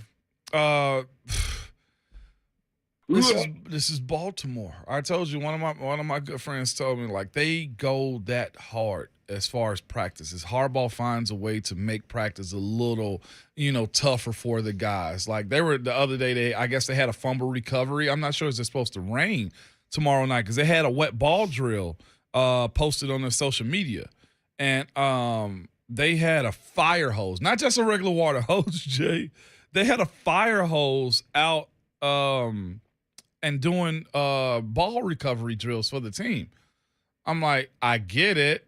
You made it into a slip and slide, basically, but a fire hose, you can just water down the section of the field that needed to be watered down. It's not even rain in the forecast right now, Jay, for Baltimore. I just checked on my weather app.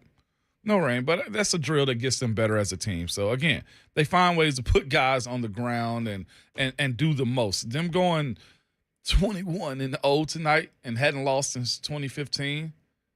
Ravens are a very prideful organization. I just didn't think it went to preseason games. Are we understating this a little bit as far as wins and losses? No.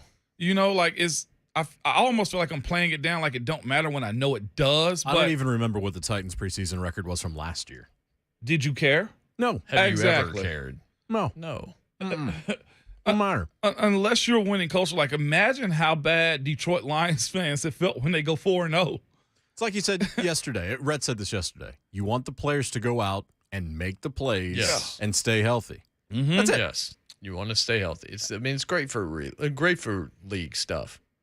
It's just whatever. It's exhibition season. And again, it's Summer League NBA. Preseason games have been as de-emphasized as they've ever been. Yeah. Because now it's joint practices where they're getting a lot of the work done. Yeah. Which I hated. Oh, God. Freaking hate it. Yeah, we talked about that before. Remember Kelvin Beachum coming on talking about how all players hate it. Yeah, I hate it. It's a recipe for fighting. And coaches now, they will kick players out of the game. I told you. And it was documented. Only reason we can bring it up is Ola got tossed to the ground by McKenzie, the young left tackle for the Titans. He got up and charged him. And honestly, as he should have, you throw me to the ground and just for no reason, I got to come back at you. And Vrabel kicked him out of the practice. Just snap of his finger. Hey, all right, you're done. We've been seeing the clips of Trevor Penning, the young rookie from the Saints. He's a guy that notoriously does this, and he's doing it in practice, fighting his teammates and stuff like that. And he got tossed out of practice as a rookie. I'm like, I love the fire and brimstone that you're playing with, but that's not how we do it here. You're making practice less productive by doing those types of things. This is my personal opinion on guys that are playing the Baltimore Ravens in the preseason, not just tonight, but every night moving forward. This is a regular season game for you. Like, this isn't a let's get through the night type of game. You better have your helmet, your chin strap strapped on. You better have your mouthpiece in, because you see the tone in which they attach this. Their preseason games mean a lot to them. Not saying that it doesn't to you, but in the spirit of competition, be ready to go. Don't get caught less than is what I would tell you. And tonight may actually be exciting, Jay. We shall have possibly a really good game, because if you can't outdo me is the way this game is going to turn into. And they have always been known as a hard-nosed team, but so have the Titans. And I'm willing to see – I'm ready to see what the handshake is between Harbaugh and Vrabel too, just because there has been a little bit of history. We were speaking about rivals as far as the Titans go. You remember we had this, and it took me a while to fully understand, who were the Titans' rivals. The Ravens came up a lot. I think we did a poll on this, is who was the Titans' biggest rival? And it was between Indy, Ravens, and who else was on that list? Pittsburgh.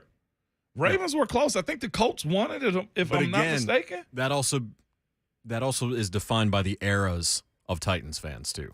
Because don't forget, because the Titans were originally with the Steelers and the Ravens in the same division for a while. Goodness. Was that a 5-team division? I'll have to go back and take a look at that. It was AFC Central. Yeah, but you got to remember that's also Oilers going back, even further than that. Yeah, because I've heard Munch speak about that rivalry too. But with the Ravens, it's because of all the playoff games. The playoff games. And what's been on the line at times in those playoff games. So this game means a little bit for the guys that's been here. I mean, well, again, as I said, Baltimore is one to play for, dub. So Harbaugh is giving those guys gunpowder. It means something to John Harbaugh because he's borderline psycho. So, yeah. Come on. You know what's wild about him being I just hope psycho? that's not a recipe for the wrong kind of violence. I would approach it like that. Level. I really don't. I would approach it like that as a player. I would already be in my mind. Baltimore, with the injuries they dealt with last year, and the Titans did too, but the Ravens in some ways may have been even worse. I don't even think they care. Because they lost them all before the year started. Yeah, I don't even know if Baltimore cares about that. Like, this is what I'm saying. And I'd also, go back to the fact that the articles coming out and the speculation around Harbaugh about 3 years ago, is that he was on the chopping block to get fired. And then Lamar has the MVP season and pretty much saved his job. Like, maybe this is just the way he's going to operate moving forward as far as Harbaugh goes. As a player that's playing against his teams, and even in the preseason, guys, buckle up. That's the best advice I have for you. And that goes without saying. But some guys do take this as a leisure type of game. Central used to be 5 teams: Jags, Titans, Steelers, Ravens, and Bengals. No Browns? It's good. It's a good old Ravens. days. That was before Cleveland came back into the league. It was after Cleveland moved to, I should say the Browns moved to Baltimore, changed to the Ravens before Cleveland came back. And they replaced the Browns in 98, 99? I have to go back and see what year Tim it was. Couch was the original. Tim Couch. draft when they redid all the divisions, did the realignment. So when they left Cleveland, they stayed the Ravens. Yes. And then, that Browns franchise is the Ravens. The Browns franchise. The Bernie Kosar Browns is the Ravens. Right, but Cleveland claims the history. Yeah, they can claim the history, but the franchise is really the Ravens. They claim the history. Okay. The Jim Brown Browns, those are the Ravens. The Jim Brown Browns are the Ravens.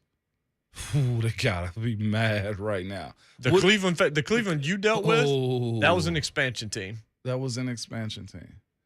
So I got to look this up even more now. The move, I remember the Mayflower buses Modell got blamed even though it really wasn't on him. 2002 was the realignment in the NFL. And the Browns were already in. They were in the AFC North. And they are that's when the AFC South got created with the Titans, Colts, Jags, and Texans. So the new Ravens don't have the Browns' history. It stayed in Cleveland, although they are recognized as They're Cleveland giving them team. the history, even though they're really not that team. Toilet flush never changes. Basically, does as it? part of the deal, the Browns' history stays in Cleveland. Stays in Cleveland. Which, I mean, I get it. So what's their owner name? Paul Brown? Well, he was the founder of the Cleveland Browns. Wow. Oh, this is more. I think he found I the never Bengals, even too. I'd learned have this to while I look was that up, playing. too. 615-737-1045. Interesting anniversary today. There's a tease. We'll tell you what exactly that is and how it relates to all of us and all of you. Next, it's J. Mart and Ramon, 104.5 The Zone. Yeah.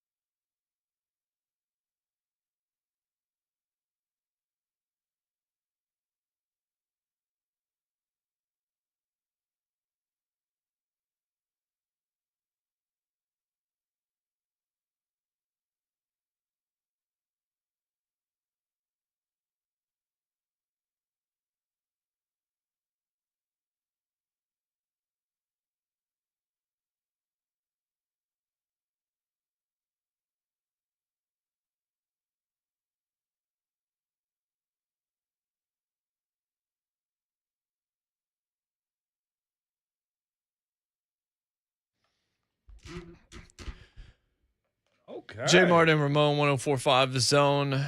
Ramon Foster, Jonathan Schaefer. I'm Jason Martin. Told you about an anniversary today. You know what happened on August the 11th, 2003, as we stand on August the 11th, 2022? From 03? No. LeBron James made the cover of ESPN, Sports Well, Illustrated. he may have. It's the 03. By the way, Bleep You, Aaron Rodgers coming up at the top of the hour. I probably You chanced finished it right. my high school jamboree for my senior year. August feel- 11th, That might be 2003. Shafe, any idea? No. There was a radio station called Rockin' Hits 104.5 Oh, I know where we're going. here in Nashville. Mm-hmm. And on that day, August the 11th, 2003, 19 years ago today, it was renamed 104.5 The Zone. Hey, reggae horns. Today is the 19th anniversary of the station you're listening to right now. Nice. Oh, I wish Rhett was here. We'd really I celebrate. know, man. Where's the champagne bottles? Downstairs. They're downstairs. They're downstairs. Say that really lightly. They're downstairs. Nice, man. I thought that was my senior year. Never mind. I mean, it was your senior year. It was the start of Those things the things are aren't true. incorrect. I mean, Yeah, they're both true. it might have been even a better day for you. We're but gonna minimize them. It's all good. It's all good, man. 19 years old though. 19 years today. So, of Ah, course, freaking next year cool. it'll be the 20-year anniversary of the stage. zone becoming the zone. Still not old enough to drink. Got it. Still not old enough to drink. Nope. Daggone right. Well, Old enough to vote. old enough to that's vote true. and go to war. Yeah, that's right. Didn't cigarettes get pushed back too? Like you're 21 to buy cigarettes now? It was 18. think I don't know. It's not something I've ever had to need to wouldn't know. Me know. either. I I just know. remember the law. Okay, somebody's very gonna tell me this. random. I'm high. No. Age to buy cigarettes. Are we doing this right Yeah. now? Apparently we are. Yeah, I Oh. gotta look that up. I wake Yeah. up every morning. I think with it's silence. 21 now. Yeah. Cousin Danny says the zone can drink beer at Canadian strip clubs.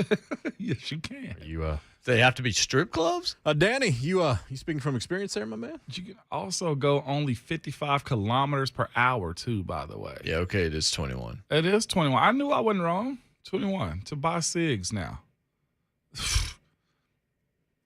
Never affect me, but that is an age increase that I wasn't expecting to ever happen. Well, they're trying to get rid of them. Jason, entirely. can you make that announcement again about the birthday? I know what's coming, so I don't know that I want to do this. I was going to give you the chance. Hit the horns!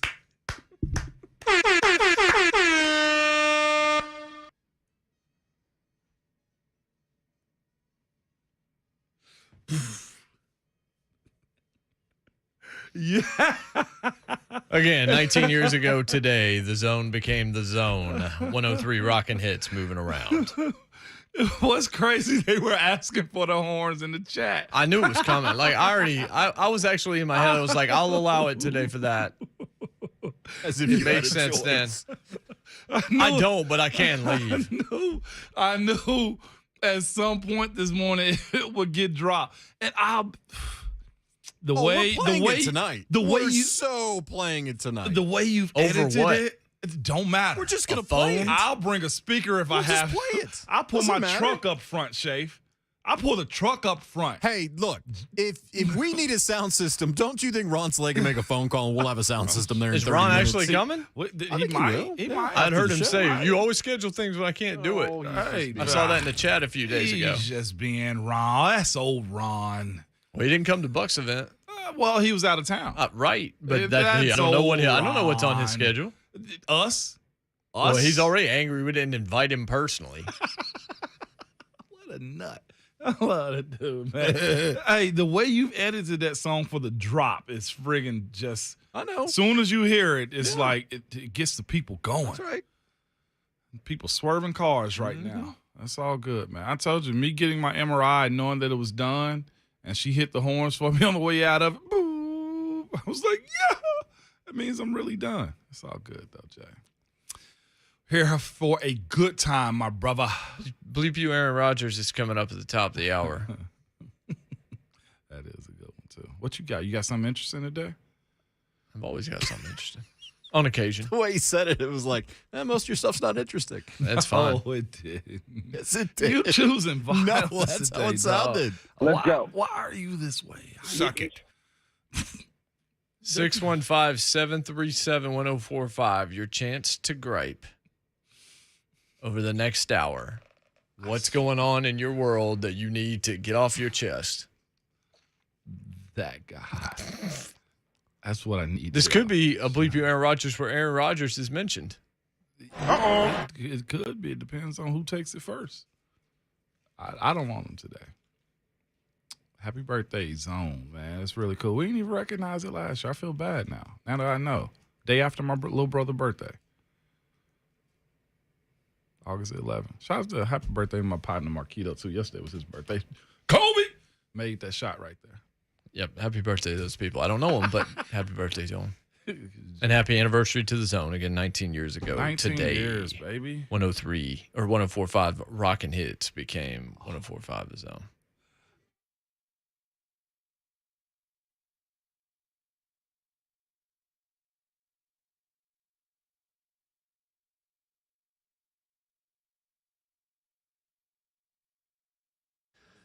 You know what you don't like really talking about? Big time home repairs. A lot of times we sit there and we pretend we don't see warning signs. We're not noticing, or we are, but we don't want to hear how big this deal could be, right? Foundation repair, stuff like cracks in your bricks, doors and windows sticking, all of these things, bowing basement walls, waterproofing issues, all of this kind of stuff. It could be something big that needs to be fixed, but it also might be a small problem that gets bigger if you don't get something done about it now, or it could be nothing at all. We just don't know, but we don't want to be sold something we don't need. And that's where United Structural Systems, to me, makes all the sense in the world, because they're not going to sell you something that you don't need. They're problem solvers. They want to take the stress out of home repair. They're going to come out, they're going to see those things that you've seen, and they're going to tell you what's going on. They're going to be straight with you. And it could be a big job, but it's still a job that's got to get done at some point. And if it's a small job that wouldn't have cost you a lot, and you wait a year, and then all of a sudden it's costing you 3-4 times as much, they want to save you from that mistake. But they're also willing to come out and tell you, hey, what you're seeing, it's not really that bad. We don't actually have to do anything about this right now. That's peace of mind. That's integrity. That's United Structural Systems. They absolutely guarantee their best for you because they want to take the stress out of home repair. USS serving Middle Tennessee, serving Southern Kentucky, Northern Alabama, online, USSTN.com, but call 615-227-2275. Get them out. If you're seeing something, don't wait. That's the mistake. Don't wait. Let them come out there. You can trust them. 615-227-2275 or online at USSTN.com.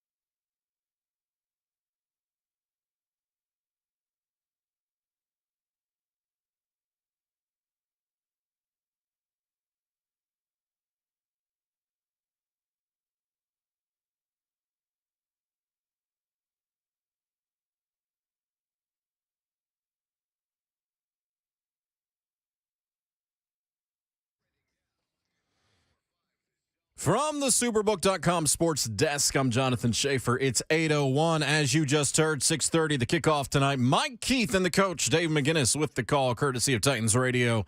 Preseason opener, Titans at the Baltimore Ravens. Titans radio coverage begins at 5:30. Lee Company, countdown to kickoff at 4:30. First chance to see members of the 2022 draft class. Malik Willis, one of them. Traylon Burks, another one. You can see battles for the starting jobs at left guard and right tackle as well. Top Atlanta Braves prospect Vaughn Grissom homered in his major league debut as the Braves defeated the Boston Red Sox 8-4. There's a fly ball to deep left. Vaughn Grissom back to the monster. How about that? Vaughn Grissom, welcome to the big leagues.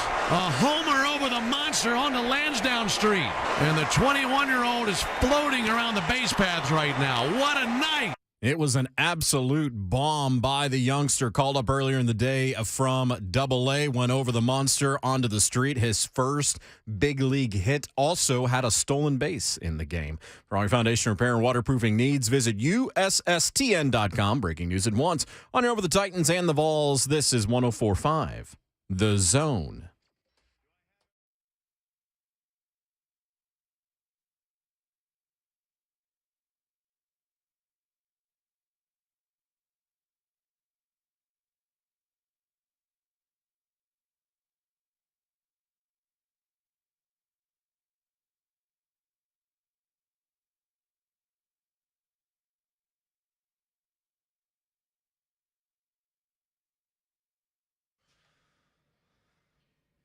What's happening in hour 3? J Mart and Ramon, 104.5 The Zone. We'll be at Bold Patriot Brewing Company tonight, 5 to somewhere around 8 o'clock.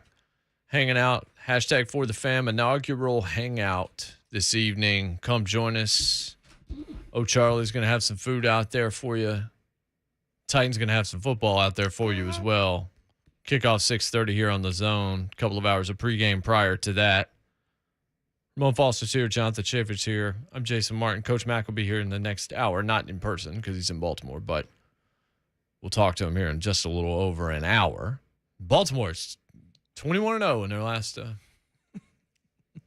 7 years. No, I think they're preseason. 20-0 and they're going for their 21st. Oh, whatever. I mean, come on now. Come on now. Better get it right considering they seem to care so much. Yeah, man. Good for y'all, man. Cool, Dippy. Good for y'all. But man, if I had saved it, I'd have just done it for the Bleep You Aaron Rodgers. But it is time for the aforementioned Bleep You Aaron Rodgers.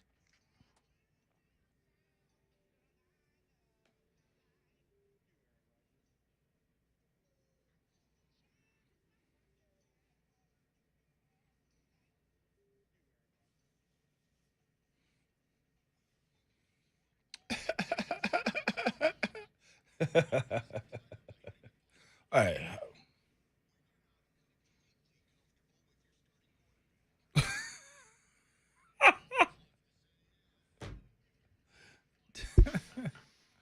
All right. One of you two or both of you go.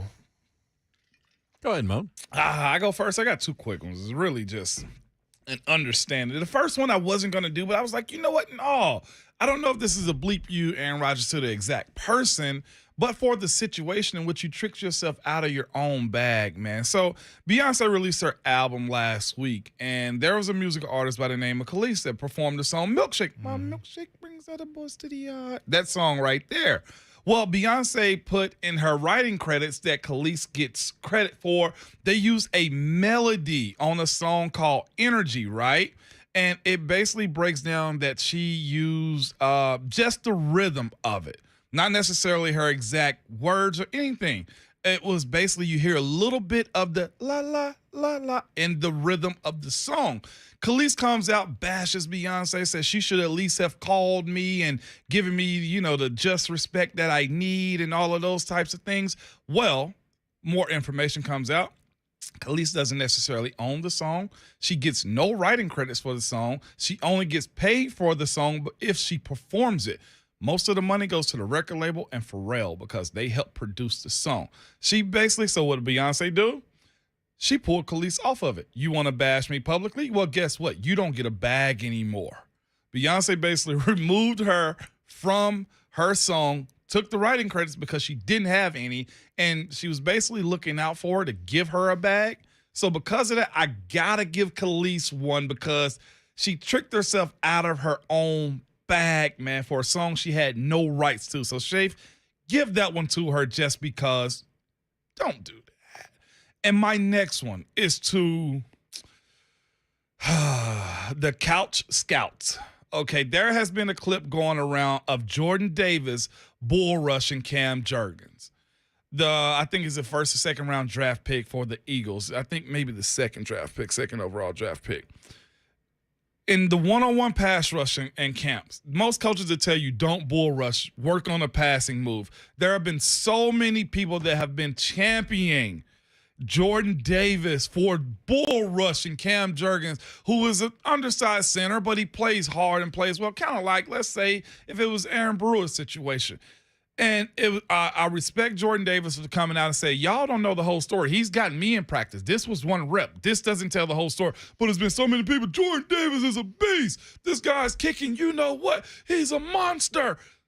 Guys, Cam Jurgens had the perfect set. He bull hopped back 3 times. The ball is essentially gone in a game time situation. And if all you got is a bull rush, the quarterback will step around that and step up in the pocket to deliver the pass. For all of the people that are championing a bull rush in one-on-one pass sets, I say to you guys, that wasn't it. And even Jordan Davis admitted it today. Jordan Davis, very classy and like Super mature, classy. and I'd like that guy if I was an Eagles fan. Yeah. Because he stepped up. He's basically He like, did. nope, that's not what that was. Yep, you got that, and it went viral. Yeah. But he's got me a whole lot. And I think he even recognized, like, bull rush isn't really what I should have been doing in that case. He said that, but the clip has gotten millions of votes, and it's been used by every major outlet and everything else. I'm like, see, that's why guys hate that type of stuff. But yeah, those two are my two. It's just like understand the entire situation. Whew, there we go. Shafe. Oh, okay. I can go ahead and go. Pirates player Rodolfo Castro. I was thinking, I actually, you just took mine because I had that one. Sliding into third base. Yep. And his cell phone pops out of his pocket. That deserved the Cosby treatment on that one. Out of his pocket. Mm-hmm. No one What deserves a is Cosby your? treatment. That's a different thing. What is your cell phone doing in your uniform pocket of your pants and you're playing a game? No wonder you slid head first into third base. Didn't even have an otter case on that phone. And they went flying out there. I'm sure it broke. And what I appreciate is the sheer disgust and contempt of the third base coach when the phone got handed to him. And he's looking at this young man going, really? What was a phone doing in your pocket? What was it doing out in the dugout? What was it doing out near the playing surface? Were you tweeting? Oh, wait, were you trying to get a jersey on Fanatics? No. Why was that phone anywhere near where you should have been paying maximum attention to keep your job? I just can't believe there's a phone. Like, it ain't Joe Horn celebrating with it. He's running the bases. He just done forgot that his phone was in the pocket. Did you see the size of that pants. phone? How do you even forget it? That phone was the size of a cinder block. That's basically this. He would have been better off using that phone at home plate to hit than the actual bat. Mm-hmm. Yeah, you want to know how you lose a gig real quick? Do that. And not only that, oh, wait, you couldn't. It fell out of your pants. Shay, is that illegal? Should we have talked about that more? Technically, it is in terms of he had an electronic device on the playing surface. He could be disciplined for that. Yeah. Technically. The thing is that they don't need to discipline him because he's been so shamed by everyone. Oh, my. That disciplining him for that would just be rubbing salt into the wound. And you know the Pirates weren't cheating. No. Because they're Hell like 15 million games below 500. I mean, if the Pirates were cheating and they had that record, then obviously they went to the Jeremy Pruitt School of Cheating. That's what I was going to say. It's Vols 2020, baby. Pruitt era. My second one. Oh, you got two? I do. Oh, what a bonus. Titans legend Cairo Santos. Okay, I don't know this. Huh? All right. Was a kicker for a short period of time yeah. with the Titans. Oh. That's why I called him a Titans legend. To go along with the Kansas Randy City, Moss. I think, also. Yeah, but he's done really well with the Chicago Bears. He's earned a full-time gig with the Chicago Bears. He says that he goes to public parks in Florida in order to practice his kicking in order to simulate how bad the turf is at Soldier Field. Oh. That the turf at Soldier Field is so bad that Cairo Santos doesn't go to a professional field to practice kicking field goals. Instead, he just goes to random parks with all the bumps and divots and dog poo and everything else that's in those places. He basically crushed the Bears for having a lousy field. Now, we've had that at moments, at times here in Nashville. We've seen it in Pittsburgh as well. The turf can be an issue. But the fact that he actually does it and then admitted to it, that he has to go to a public park in order to replicate the feel of Soldier Field. The Chicago Bears, y'all suck. Yeah. You know, I've seen a guy get fired for talking about the turf like that. He came in the morning after a game where we had lost and he missed a kick or two, and he bashed the turf, and he got fired like 2 days later. Like, you don't talk about the turf crew like that. Like, if it's bad, look, do your job. You paid to do your job. Shafe, they deserved that one. That was cheeks. That was cheeks. Kickers can't make those type of excuses. They just can't. You're not afforded that. Well, At that position. Here's the thing. He's actually not making an excuse because he kicked really well on the Soldier Field.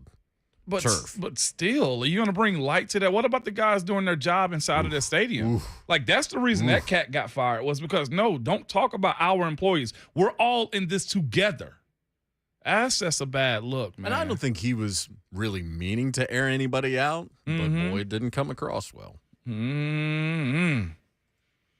Yeah, that's tough. 615-737-1045 to get in your Bleep You, Aaron Rodgers. Your chance to gripe. I see Eric in Nashville. He said he had 3 because he usually does. He's usually got a list. Eric, Cousin Andrew has a Bleep You. It could be me. Could be Buck because it often is. I think it could be Ramon once. Hey, now. Nobody asked for that, man. That was jacked up, Andrew. Come on, man. 615. There it is. That's post-nasal drip, Ramon. 615-737-1045. I'll give you mine as well. But your chance to gripe right now, Bleep You, Aaron Rodgers, right ahead. We continue here on The Zone.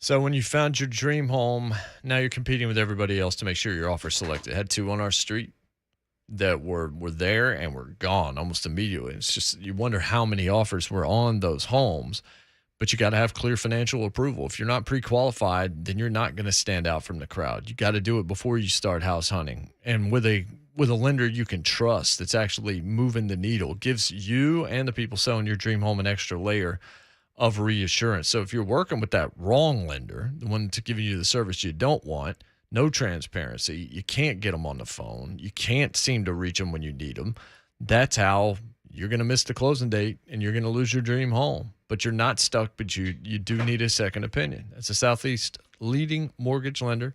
It's Mortgage Investors Group, here to help you get the right home loan. Their team cares. They're going to make sure you close on time and make sure that loan is structured the best way.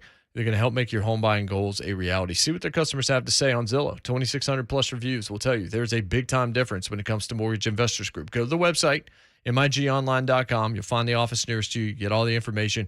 You can get pre-qualified by sending 3 letters MIG to 31399. That's MIG to 31399 to get pre-qualified. Mortgage Investors Group, the right home loan. Equal housing lender, license number 109111.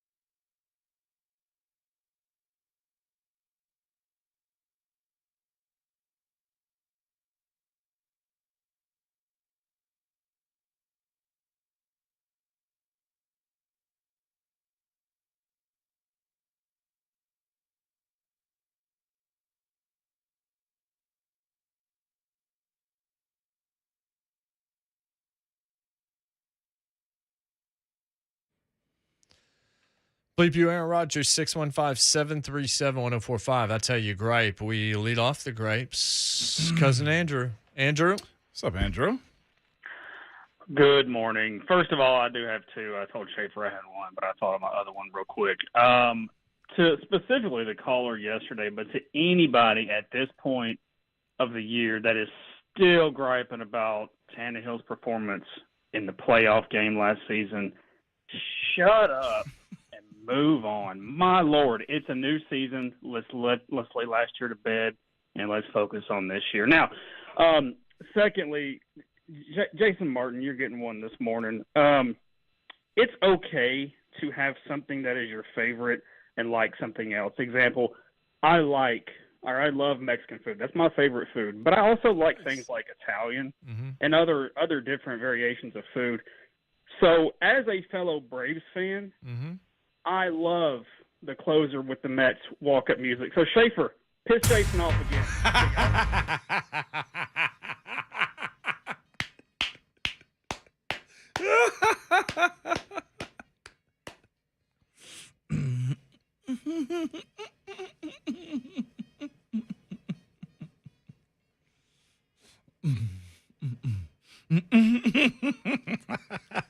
Andrew with a walk-off. Instead of a walk-up, a walk-off. He did have a walk-off. Jason yawned. Eric in Nashville. Eric? Hey, before I get to my Bleep You, Aaron Rodgers, that actually music was played last night by the guy that's hosting the show. That's a Mets fan. He played it last night about 11:30. Did he? Nice. Yes. I heard it in my bed and started laughing. It was hilarious because I know, Jason, you do both the local and the national Fox things, but the guy that's on that from 9 to 1 a.m. after the Jason Smith? Yeah, or whoever that is. Yeah, he's a huge Mets fan, Yeah, and he played is. that last night about 11:30. So I thought y'all get a kick out of that. Yeah. I don't like him either. But guys, let me get to my Bleep You, Aaron Rodgers, guys. It's so good to be back after missing last week. So I've got several in the stockpile, but I'm just going to go with the three I was going to use last week. Okay, the first one is a food issue about a man, and I saw this on the Today Show last week. He was smuggling 2 Egg McMuffins into Australia, got caught, and he was fined $1,874. Apparently, you can't do that, so he gets a Bleep You, Aaron Rodgers, for doing that. And by the way, guys, my story number 2 also involves something similar about food being illegally smuggled in Australia. A woman by the name of Jessica Lee was flying from Greece to Australia. She had a layover in Singapore. She decided she was going to get herself from Subway. They had no problems with her getting it. They allowed her to bring it back on the plane. Trouble is, when she got to Australia, she didn't finish it. She still has half a sub left. She got fined $1,844. But this was the little twist of this one. Subway got complaints from all these people on TikTok, social media, saying, you got to take this care of this. You got to help this woman out with the fine. Well, this was Subway's way of handling it. They gave her a $1,844 gift card. You know, because, guys, you know this. People, when they owe money, they're not going to give you cash anymore. They're just going to give you gift cards. So that was their response to this. And, guys, my last one. A woman by the name of Christy Jones, she was 49 years old in North Carolina, was furious with her boyfriend, so she decided she was going to get even with him. She took a wood pile, set it on fire, which caught his house on fire. She took a sealant, put it in his hose where he couldn't turn on the hose or anything, and then she had a shotgun and held his dog hostage while the police were getting there. She took off. Police eventually caught up with her, but she didn't care. She was happy with what she did until she found out she set fire to the wrong house. She did $20,000 worth of damage. So, guys, those are my three. Guys, y'all take care and have a great day, and we'll talk to you again soon. Whoa! Good stuff, Eric. She set fire to the wrong house. What an idiot. Goodness. The plan was beautiful, okay? Yeah. Except now you got a felony and you burned the wrong house down. Then it got serious. What an idiot. When keeping it real Goes wrong. Oh, my gosh. Phil is in Portland this morning, maybe every morning. Phil, what's up? What's up, Phil? Hey, what's going on? Thanks for taking my call. Sure. Just wanted to get on here and make sure that I pointed out how disappointed I am with Conor McGregor going to be in a reboot of Roadhouse. I wish they'd just leave that alone. I didn't even watch Roadhouse 2 because Patrick Swayze was in it. I mean, let's just leave things alone. Be more creative. Come up with something else. Quit messing with original films and then duplicating it. Listen, there's rarely that you have a sequel where it actually works out better than the first. And I think that there's two movies that come off the top of my head that actually did good. This last, what was it, Top Gun, the remake of that, and then Terminator 2. But besides that, every other remake has been just terrible. I also got to give a F.U. Aaron Rodgers to myself because I forgot my wife's birthday, and I'm 5 days on the couch. So that's my two right there. Thoughts and prayer. Thoughts and prayers. Is he actually 5 days on the couch? Thoughts and prayers, Phil. What? Hey. Man, I thought Tannehill was in the doghouse from last year. That dude. Ooh. Phil. Ooh. My brother. What was he in? White House? Portland. Hey, he's in the doghouse. You ain't in Simple Sumner no more. You in Sad Sumner. Woo. Phil, you can't. Responses in the chat. Wow. And oof. Oh. Yeah. From violence to silence. Ooh. Yeah. Man. Phil, dog. We might as well end the show after that one, man. Phil, we got to. Cousin Hightower, 5 days. Damn. We got any prayer? Like where are the prayer requests at? All the tots and pears. All of them. Phil, I ain't even. All of them in the casserole dish. You forgot the wife's birthday? There's a few days we can't miss. Christmas, your firstborn, all your kids' birthdays. I don't know if you forget Christmas. Unless you're Nick Saban, because preparing for just bowl games and stuff. Like Mother's Day, you can't forget that one. Like anniversary, wedding anniversaries. How busy do you have to be to forget your wife's birthday? You know, like 5 days on. Can you imagine how Phil's back feels? Phil's back has to be raw right now. Like he has to go see an adjuster. See, and there go Ron Slay right there. They can miss all our days though. See, well, you right. You right. You're 100% correct. Phil, we feel for you, brother. Hey man, we'll go to church this Sunday and we'll drop one on the altar for you. Altar call. You need to make your way down there. Pour one out for Phil. Pour a heavy one out for Phil.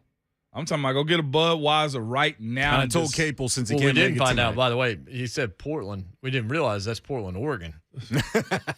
That's where he's going to be. His wife is in Portland, Tennessee. Yeah. He's in Portland, Oregon. Portland, Maine. If you forget the wife's birthday, which one is worse, her birthday or the anniversary? Birthday? Neither one's acceptable. Neither one's acceptable. But I think the birthday I don't want to worst. screw around and find out. The anniversary is still part you. If the birthday is all her. Yeah. That's all her day. Mm-hmm. The anniversary, you're celebrating both of you, even though she's probably just as all busy that as kind of you stuff. are. Yeah. I feel like you can't forget her day. That's the one day for me that I got to have something special. Like the birthday is serious to me. Because the birthday is literally, that's the day it's been on her calendar since she was old Since enough she to know knew what a calendar was. Before we knew about an anniversary, we talked about, when's your birthday? You know, the in-between green stuff you do when you start off dating. What's your favorite color? Yeah. What you like to eat? Yeah. Your birthday's when? Oh, Yeah. You're up. Then they start throwing the zodiac. So we've had conversations about this. And Phil from Portland, in Portland now. You know what his wife said? What'd she say? You can feel these. Hold that. Everybody hurt. Goody is next. Goody, what's up? What's up, Goody? What's up, guys? So I guess I kind of got two. So the first one is to Ramon and Schaefer. What? For continuing to play Edwin Diaz's calls. You're ruining it. I love it.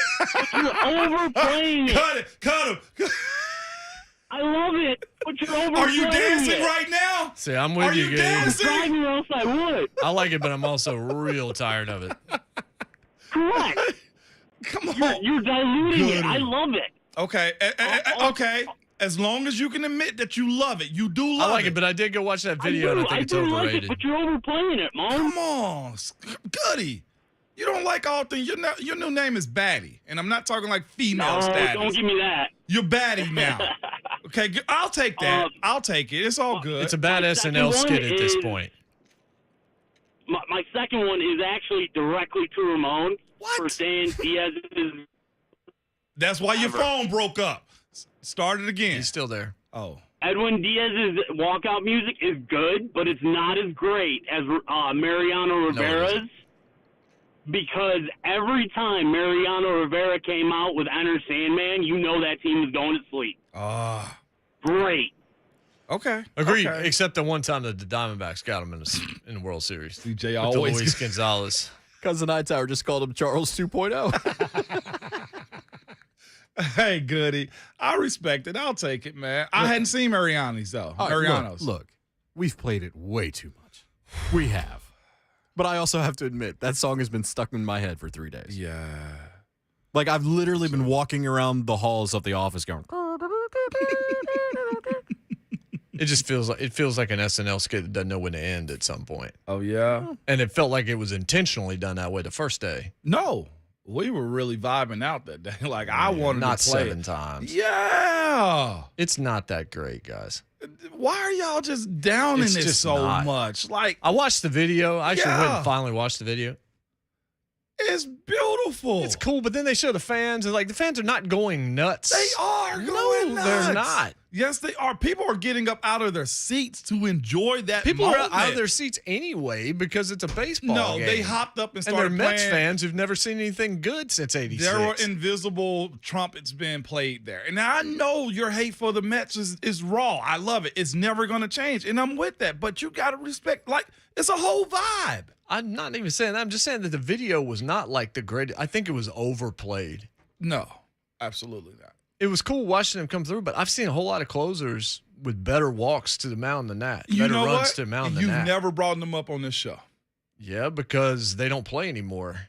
I talked about Rivera being the best of all time. It was cool. It was good. It was real good. I went and watched it too. But this one is the moment now. I get that. It's good. But I do think, in the house portion of it, I don't like the house portion of it. The house portion of what? When the beat drops, I don't like that part. Oh, yeah. Well, it usually doesn't get that far other than the horns. And then it's more southern slang. Like, after that, they cut it off. And it warms like up. the horns part, I like better than whatever the beat portion Well, that's of it the is. reason Shafe continues to play that spot and not the rest of the song. Like, he's edited the song. Yeah, I fade it down when it gets you to fade the it to the house portion of it. Yeah.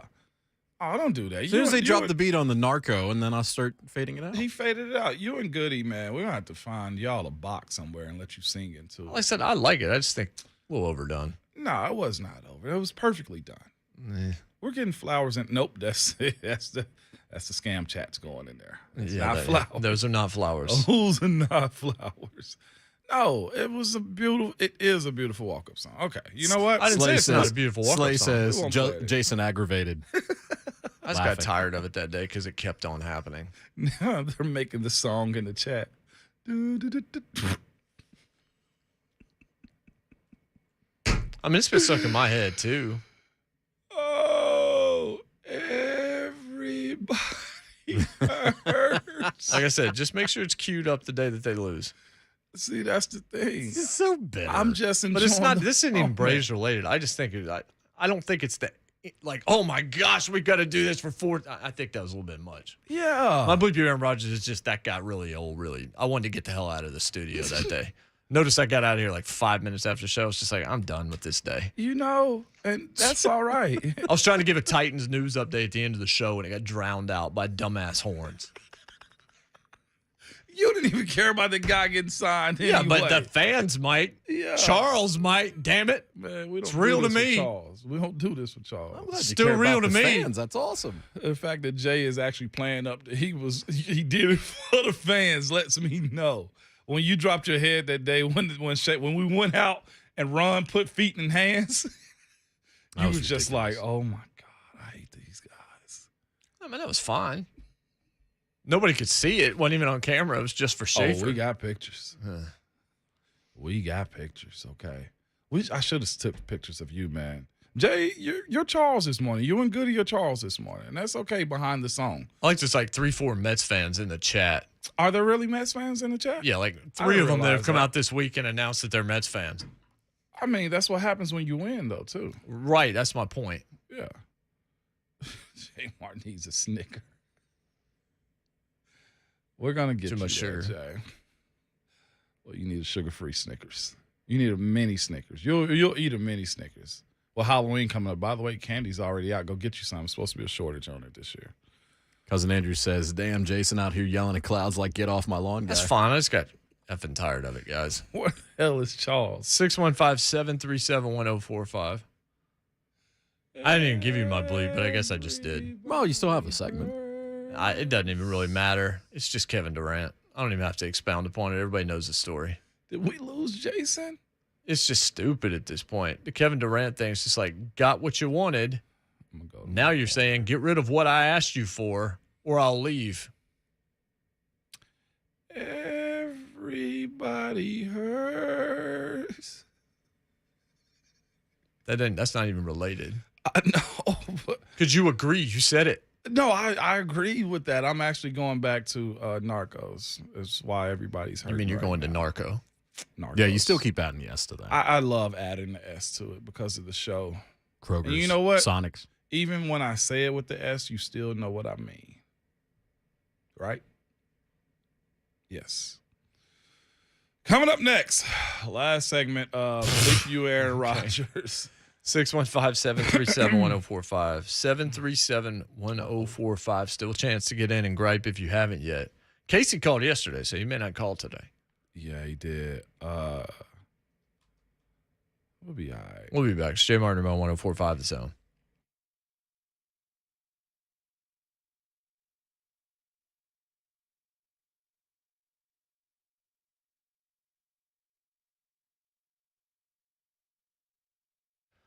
So how old is your HVAC system? Are you looking at 15 years? Are you looking at 5 years? 5 years might be all right, but you still need to make sure that it's serviced properly. Even though today's a little bit more temperate because of being overcast and sun not being out and all that kind of stuff, you know that the August weather is not done. Probably the early September weather's not done either. So you need to get that cooling maintenance done while you can. So Lee Company, HVAC technicians will come out, perform a 22-point inspection, seasonal cleaning and maintenance to make sure your HVAC is running super, super efficiently. And look, if you need a new system, they've always got deals on that at leecompany.com/promotions. They put the HVAC in our upstairs, and it is doing wonderful stuff for us. Now we just got to get those windows taken care of so that we're making sure that it's not having to work too hard. But Lee Company, with their visual findings platform, you're going to see what they're doing. You're going to see the service they're providing. They'll send you photos and videos from whatever it is that they do for you. But again, 22-point inspection, seasonal cleaning, and maintenance. Make sure your HVAC is running the way that it should, running efficiently. Lee Company, phone number 615-567-1000. That's 567-1000. Lee Company, all you need.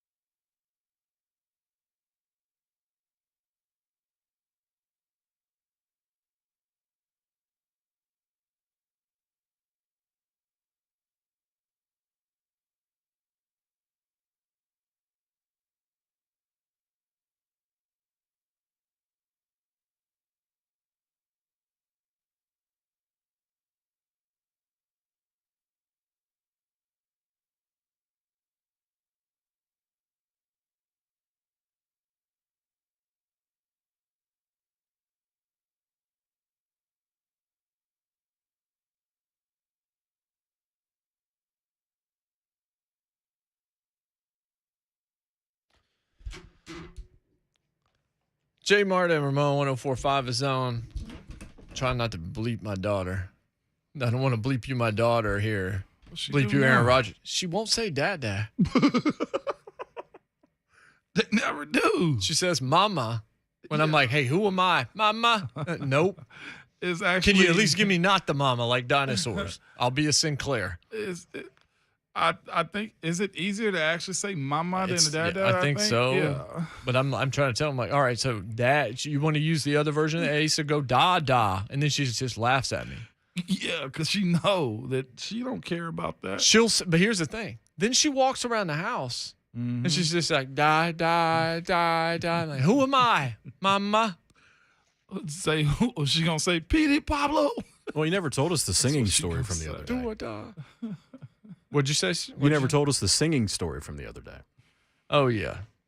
Forgot about that. I This is her bleep you, Aaron Rodgers. When she Don't get to Jeremy, you get she your start yelling your name, you'll get tired of it. Yeah, I know she's going to use it. Yeah.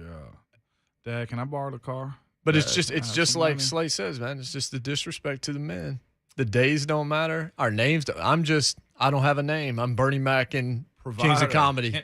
Him downstairs. Yeah, basically. Who the hell is him? I even said, I was like, go with Papa. Call me Papa. Like I'm trying to find something she can say right now because she's still just kind of getting 2 words. Like she really didn't have any words outside of mama. But she's around me more often than Abby. You really just like, you don't say this, you going out on the street. No, every time I see her, like she'll be in the chat. Hey, dad. And she'll either look at me and do nothing. You know what she's saying. Or she'll go, when she puts out her hand, which is give me something. Or she'll say mama right in my face. Abby did carry her for That's 9 right, D. months. Good. Her first words were your mom. I mean, That's so absurd to try to turn that into your mom joke. it is. Sort of worked. And it did. What's crazy, Jay, is CG don't even care right now. She just want her green beans and watermelon and strawberries. That's it. I just go back to that GIF that I see all the time. I don't want peace. I want problems always. All I know is like, if I put on Don Quixote and she hears the theme song, she starts clapping, looking around, all this stuff. Like, I know how to get her going. Oh, so you can play the song with her, but we can't play the song with you to manipulate her. See? I know it. Jay. I don't even know what we're talking about now. Because we want to play Narco, and you're at home playing the song Don Quixote for her to get her going, and you just do the opposite here, Jay. You know what? I hope she never says Dada. You take that with you. I hope she continues to say mama, mommy, ma, meemaw, peepaw. I hope she says all of those. I hope she says paw, everything but Dada. Take that with you, Jason. Jeremy is on line 1. Jeremy, what's going on? What's up, Jeremy? Hey, guys. Good morning. This is something you guys have hit with the F.U. Aaron Rodgers a couple times already, and it's something that I just cannot get away from on social media, and it's people who will not quit posting pictures of abominations on plates that they claim to be so good. This food looks terrible. You need to stop doing it. I have pictures that I can post on Twitter for y'all, and if somebody can readily identify what this meat is, then I will stop complaining about it. I get it, you cooked it, but you don't have to get on social media to claim it. If PETA finds out these pictures, you're going to get fined for whatever it is you did to these animals. All right, then the second one is from Monday, because we had a guy, he referred to himself as the Beav. I'm going to refer to himself as the Beaver. He called in and he referred to he referred to Schaefer as the screener. Yes. We're talking about the best producer in the world, and you called him the screener? Yeah. And he called him the screener. I was mad about that. I went to Twitter, and everybody went in on it. I was shocked that I even heard him say it. Like, is this what this man really just said? So for the Beaver, hit him with that one, Chase. I said, Thank you, Aaron Rodgers. Thanks, Jeremy. I actually meant to refer to you. I meant to start saying thank you, Mr. Screener. From now on. Screener? Yeah, he called him the screener. Heck, man, I mean, he does that. He does do that, but nobody goes at Shafe, man. we have a special guest on Bleep You, Aaron Rodgers, who has called in. One Buck Rising is on the hotline. He called the hotline number to get in on this. Buck, what's going on? Hotline. Well, that's because Mr. Screener texted me this morning in the midst of planning my show and said, hey, call in and give me a little Bleep You, Aaron Rodgers, because I heard you had a bit of a time last night. And he is correct. The screener is correct. I did have a bit of a time last night. All right. What kind of time did we have last night, Buck? We did not have a good time, I can tell you that. My flight was scheduled to leave Nashville International Airport at 5 p.m. I did my Greg Cosell podcast at 3 o'clock. I was packed and ready to go. I called my Uber. I'm traveling from downtown Nashville to I-40 East across the Jefferson Street Bridge when I get my first text from Southwest saying that my flight had been delayed. Okay, so let me open up the app. Let me look at the time. Let me see how far delayed. Holy bleep, 9:30 p.m. is when I'm scheduled now to leave. So I told my Uber, just please take me home. So I went home. I did the primetime show. I was ready to go. I'm sitting there, and in the time between the time the Uber took me back to the house and the time that I actually left the house to go to the airport, my flight was changed 8 times before I ended up leaving at 12:17 a.m. I got to Baltimore like 4 hours to go. Like, I'm not doing great. Southwest, bleep you, Aaron Rodgers. Whoa, Wow. Buck. Fuck you, Aaron Rodgers. Hey, man, I would send tots and prayers, but I'm actually sending thoughts and prayers your way. Hey, that's a struggle bus situation right there, Buck. And you basically paid for a hotel night and didn't even really enjoy the hotel night, Buck. That sucks, man. Hey, that's no joke. I hate flying right now. Yeah, that sucks. But, hey, the Ravens have won 20 preseason games in a row. They're going for 21 tonight, Buck. You know what? I don't care. They can have their 21st. They can do whatever they want. Damn near 30 players didn't travel. Yet I'm here schlepping around Baltimore for a preseason game where the best thing that I'm going to watch is how many incompletions or overthrows does Malik Willis have tonight. Like, boy. This is something that I've put on myself. I'm not happy. Watch it from Jimmy's Seafood. It would be better with a crab cake. Yeah, man. Hey. Yeah, well, I had reservations to go to Jimmy's last night, and I didn't get to go. So I thought about schlepping down there to get some for breakfast. But yet, I sit here with my terrible hotel cup of coffee and a banana instead of crab legs. Hey, thoughts and prayers. Jameis is in New Orleans, man. You get those crab legs down there. All right, Buck. Have a great morning, boys. Yeah, Have you a too. great one, Buck. Everybody hurt. Buck will be on, I guess, his show or somebody else hosting it today. I think he's hosting. I think he's hosting. I know he's doing stuff this afternoon. Yeah, I think he's hosting. World's smallest violin is playing somewhere for you, Buck. Oh. That's tough. I hate it here. Yeah, that sucks. There's no way I'd have stayed here if that was the case. 615-737-1045. Coach Mac, 25 minutes away. Mac You attack. can still call in gripes if you would like. We'll go back to some of the headlines, some of the things we're looking to see tonight on the field for the Titans. Number 1, number 2, number 3, number 4, number 5 are health. J. Mart and Ramon, 104.5 The Zone.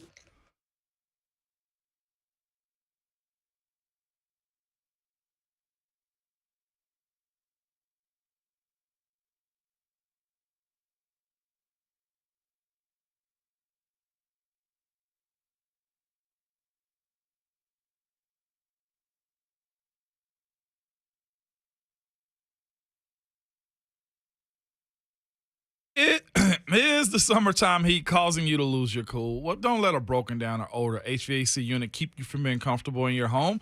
It's Ramon Foster, and I have the heating and cooling company that can take care of all of your HVAC needs. They are Spring Hill Heating and Cooling. They offer free service calls with their repairs, plus low monthly payments on those repairs, too. And if you do need a new unit, Spring Hill Heating and Cooling offers 60 months, no interest financing. Plus, they can provide the financing for qualifying purchases and free estimates on replacement units also. They back their work with 10-year parts and labor warranties, so when the summer is at its hottest, they are at their best. Spring Hill Heating and Cooling, available anytime at springhillac.com. That's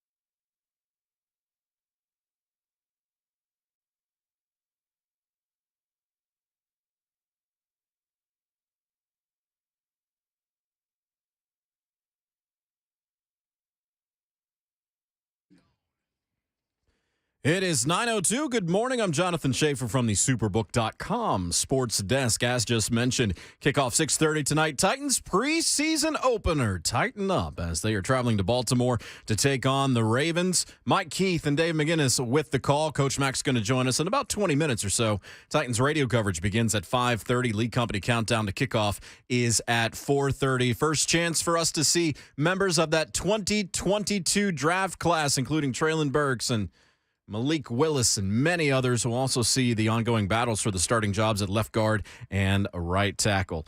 And it was quite a night for this young man in Boston. There's a fly ball to deep left. Vaughn Grissom back to the monster. How about that? Vaughn Grissom, welcome to the big leagues. A homer over the monster onto Lansdowne Street. And the 21-year-old is floating around the base paths right now. What a night. That was top Atlanta Braves prospect Vaughn Grissom homering in his debut. 8-4 win for the Braves over the Red Sox. It was his first big league hit. Also had a stolen base last night as well for the Bravos. Roaring Foundation repair and waterproofing needs. Visit USSTN.com. Breaking news at once on your home for the Titans and the Vols. This is 104.5 The Zone.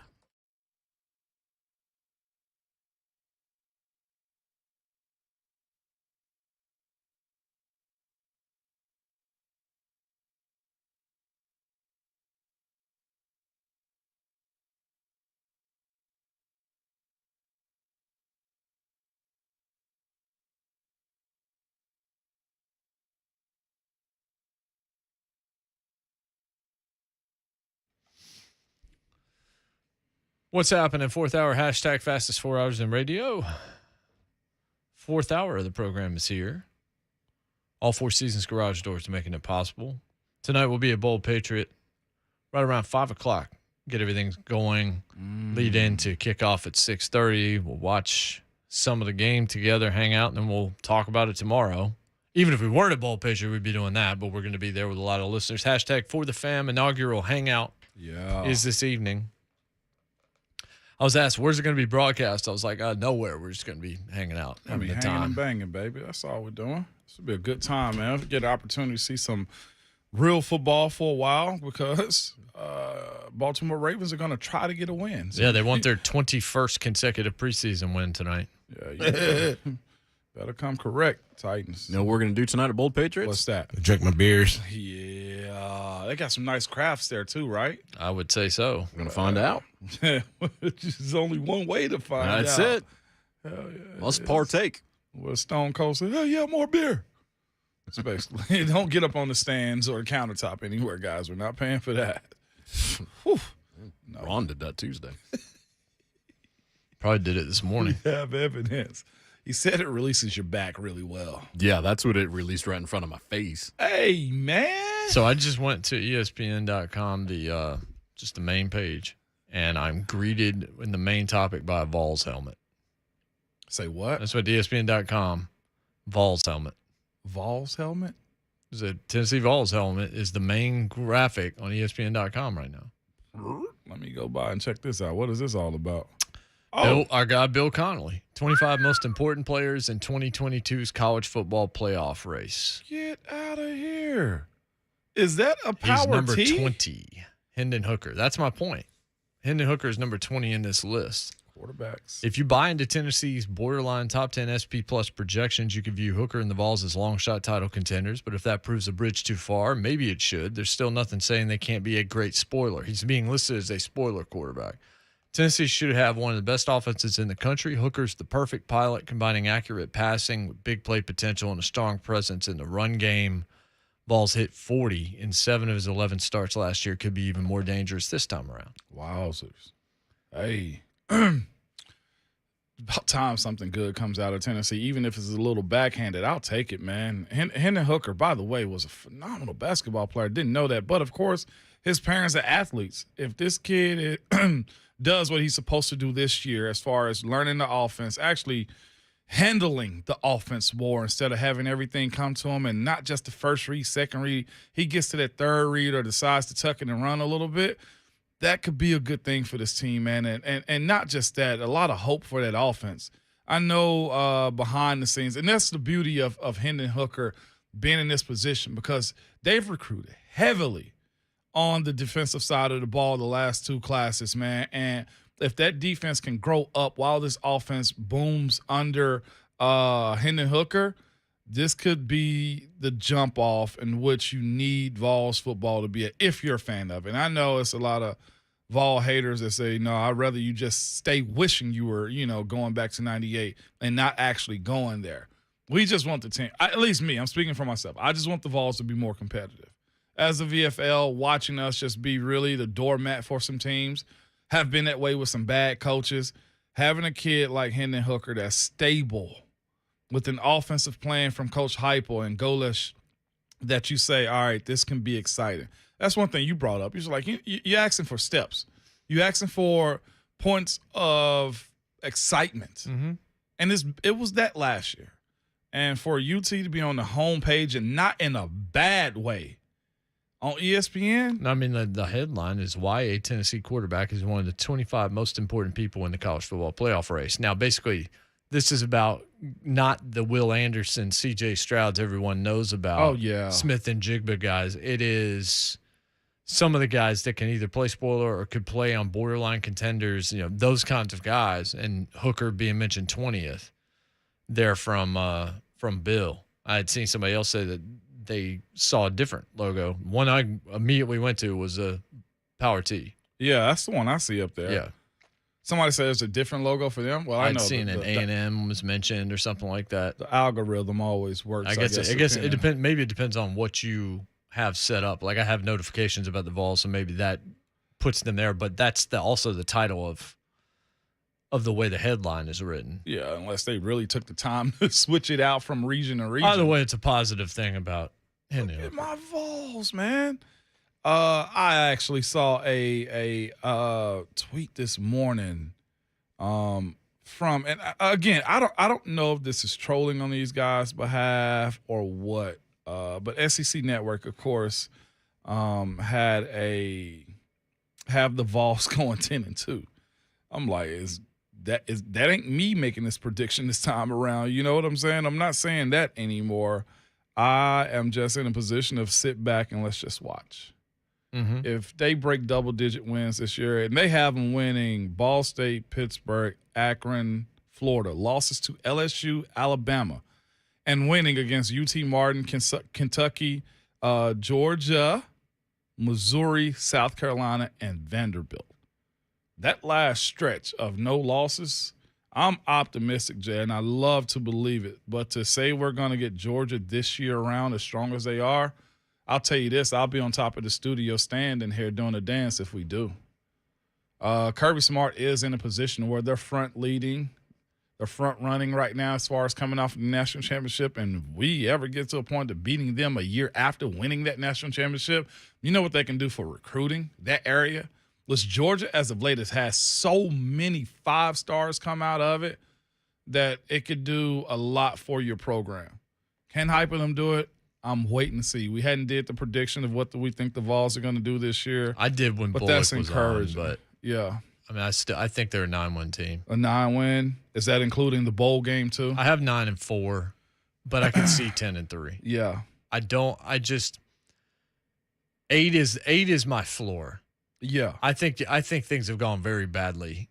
If it's, and I understand the schedule is difficult and all this. I get all that. I also just think they're good, and I think they need to be deemed that way. And so I'm expecting something of them. Can't get to 10 with the defense. That's where I'm with with the defense. You know, I just don't trust it either. Yeah, I can't get to 10. I like some of the talent on the defense, but it's not about if you can score 50. It's can you stop people from scoring. That's why how long you're out there. And you have better depth than you had last year. But I just think that's where I'm at 9-4 with the bowl game. And I'm with Jason. I think 9's the ceiling. 10, boy. That'd be a heck of a year. But see, this is also PTSD of being a Vol fan too. I'm saying me personally. Yeah, I'm just gonna say I think 9's realistic. There's only 2 games that I look at where I'm just like, those are games I do not expect the team to win. You can beat LSU. You can be beaten by LSU. You can beat Florida. You can be beaten by Florida. There are some toss-up games, but I'm giving you most of those. The SEC schedule is weird, and I could see Tennessee dropping a weird one at some point. Yeah. But Georgia and Alabama are the two. I'm not going there yet. I love a good troll. Florida, yes. Yeah. I think you will beat Florida. And that's this year. fair because Alabama and Georgia have more talent. Doesn't mean they'll necessarily win because you can win or lose on any given Saturday. Any given Saturday, dog. That's right. But, yeah, those are the only two games where you go, probably not. Everything else is in play. And so that's why I'm just like, I'm going to just feel like probably there's a couple more there. Yeah. But they're going to be around, around the top 20. The Pitt game is huge. Yes, it's big. I think you got that one this year. It's like personally. Florida. Like that was the measuring stick on how the season was going to be because it was usually the third game of the season. Now it's the fourth.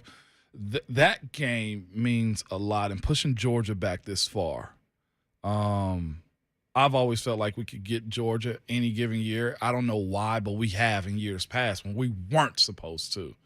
But Georgia's strong. Again, what do I always say? The X's and O's are beautiful.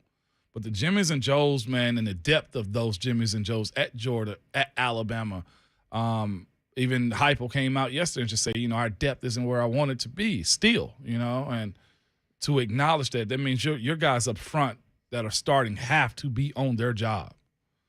From the beginning of the game to the end of, you got to get off the field on third downs, which asking E. Kane about that was one thing he said. That's all they've been talking about defensively, getting off the field on third down. That's going to be the biggest key for this team in 2022. 615-737-1045. When we come back, Coach Mack, we'll get you set for everything two-toned blue as the Titans and Ravens play tonight. We'll be a Bold Patriot watching it with all you fine folks in the inaugural #ForTheFam hangout. Looking forward to spending time with everybody, getting to meet some of you that we've never gotten to meet. We haven't gotten out and about as much as we hoped because the show debuted right in the midst of the pandemic. Mm-hmm. So everything changed there, but now we're able to do a little bit more, so we're excited about that. We're excited about Coach Mack to talk some Titans next here on The Zone.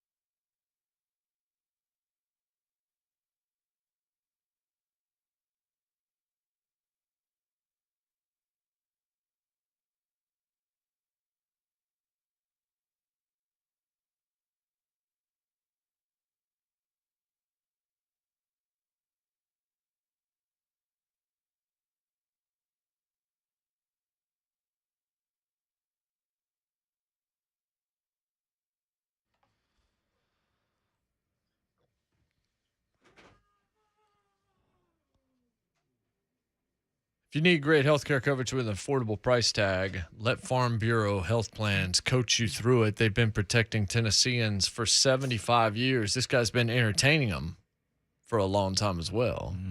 It's Coach Mac, Titans Radio. Of course, coverage begins at 5:30 and kickoff at 6:30. We'll be watching and listening over at Bowl Patriot with a lot of you in our hangout tonight. Hashtag for the fam inaugural hangout tonight at Bowl Patriot. Looking forward to that. Coach Mac's with us from Baltimore. Coach, what's going on? Hey, Jason. Hey, Ramon. Hey, everything's good. I just got a text from the Farm Bureau Health Plans people telling me they were listening to the show this morning. So a shout-out to Randy Wilmore and his crew. I'm sitting here looking out my window across the inner harbor. I can see M&T Bank Stadium. It's a beautiful, clear day, but there's a pirate ship full of people going in the harbor. I'm trying to figure this out. Well, explain this one to me, Coach. The Ravens have won 20 straight preseason games. Lamar's on record as saying they want to keep this streak alive. I've never cared about wins and losses in a preseason, but I kind of want to see the Titans win this game tonight just because I need that stat to be off the news cycle. Well, I mean, and you start to look at it. I mean, most of the preseason games are won in the fourth quarter, and it's usually, you know, who has the better reserves that are in there in the game that are able to make something happen. The fact that they won 20 straight, I mean, that is an NFL record. I think Green Bay held it back in the 50s before this thing happened. So, yeah, I mean, you always like to win the games. It's not the primary function of these is to evaluate your players, but if you evaluate your players and win the ball game, well, that's a plus. So I'm all for the Titans ending that streak. Coach Mack, as you have a coach that's intentional like Coach Harbaugh is and always have been when it comes down to competition, you know, they're going out for a win, and they've said this publicly and all those things. So we will or should get a good competitive game. In that, Coach Mack, watching the young rookies, you know, Malik and Traylon and Kyle Phillips and Roger McCreary, they should get tested enough to where we can get a read on these guys, right? No, I agree with you, Ramon. This whole preseason is going to be really good for the young players on this football team, and really trying to decide who your players are going to be. You know, now, you know, we've passed the ifs and buts, candy and nuts phase of the off season. Now we're into the real deal, because now you've got legitimate film. You're going to get on all these guys. Hopefully you could put them in some stress situations to see how they react. And the real competition now, you know, is getting ready to come out. We've got a real competition at right tackle. You know, you probably got a competition at the left guards. You've got some competition back there in the secondary. But all of these guys, you know, all the way through from the names that you've mentioned, and plus the guys that are going to try to make the back end of this roster on special teams, these are big times for them, and especially this preseason. We've all talked about it. We've talked about it on the air. They've got an unusual preseason this year because they have two teams coming in back-to-back that they can also practice against for 3 days. So, yes, but this is the first test, and this is, you know, it's important. It's really important to a lot of their futures. I know one guy we spoke about a lot, Coach Mack, is Traylon Burks, but the guy that was also drafted along with him at that same position, Kyle Phillips. You mentioned making the special team side of this team. He has a special talent for that as far as kick return and punt returns. But if he shows well in this game, he could be that fourth or fifth wide receiver because of, you know, the absence of AJ and guys really vying for a position. How huge of a game, Coach Mack, is this for a guy like himself, a later round draft pick that can really carve out multiple roles for himself? Well, let's just say this, Ramon, and this is the fact. It's not going to be just this game. Yeah. You know, this is the start of it.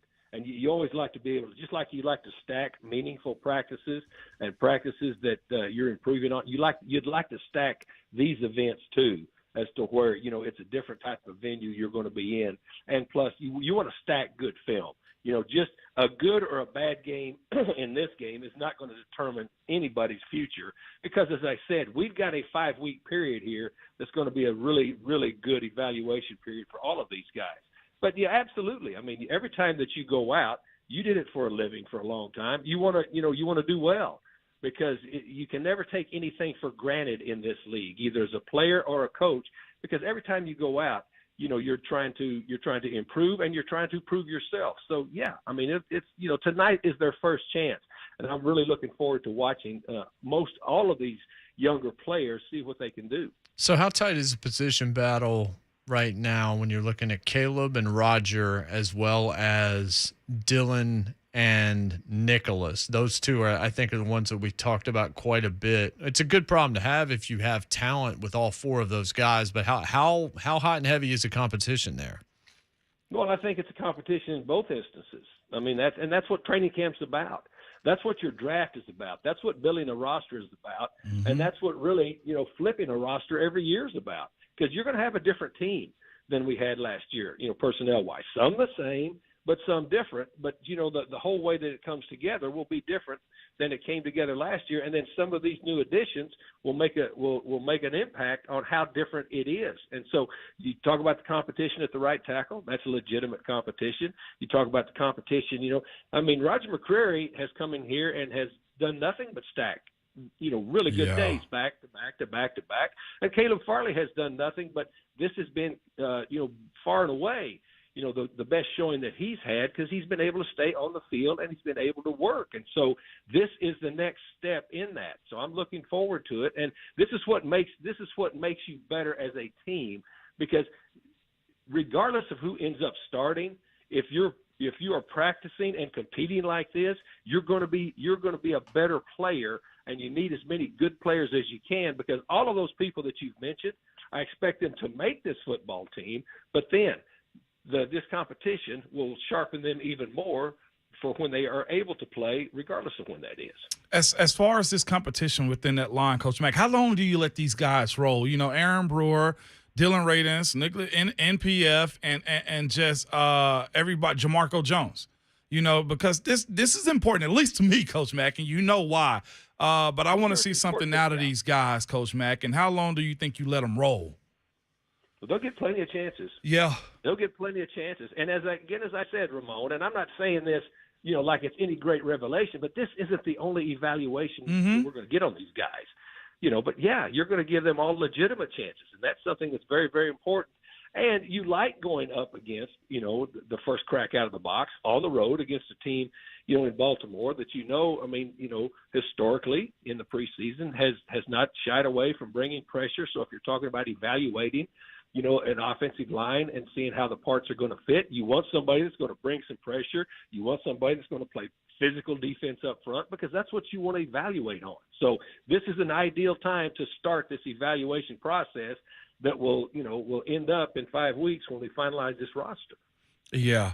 And that's the beauty of what preseason kind of entails you a little bit too. Want to make sure you're making it out healthy too. And with that being said, one guy we don't have to worry about this weekend is Derrick Henry.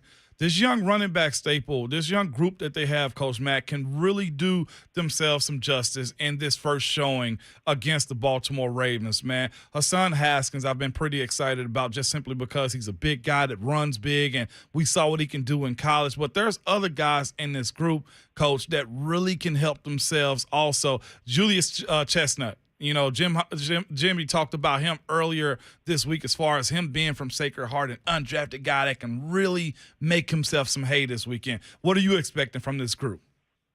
Well, they're going to get chances. Chestnut has shown up in practice. Yeah. Just about every day, out there. And again, you can only evaluate what you see. And then, of course, the coaches get a better evaluation than any of us have. The years that I coached, evaluation is on the field, but it really goes when you're starting to grind that tape in the meeting room. Yeah. But Chestnut, in my view, has shown up, so he'll get a chance.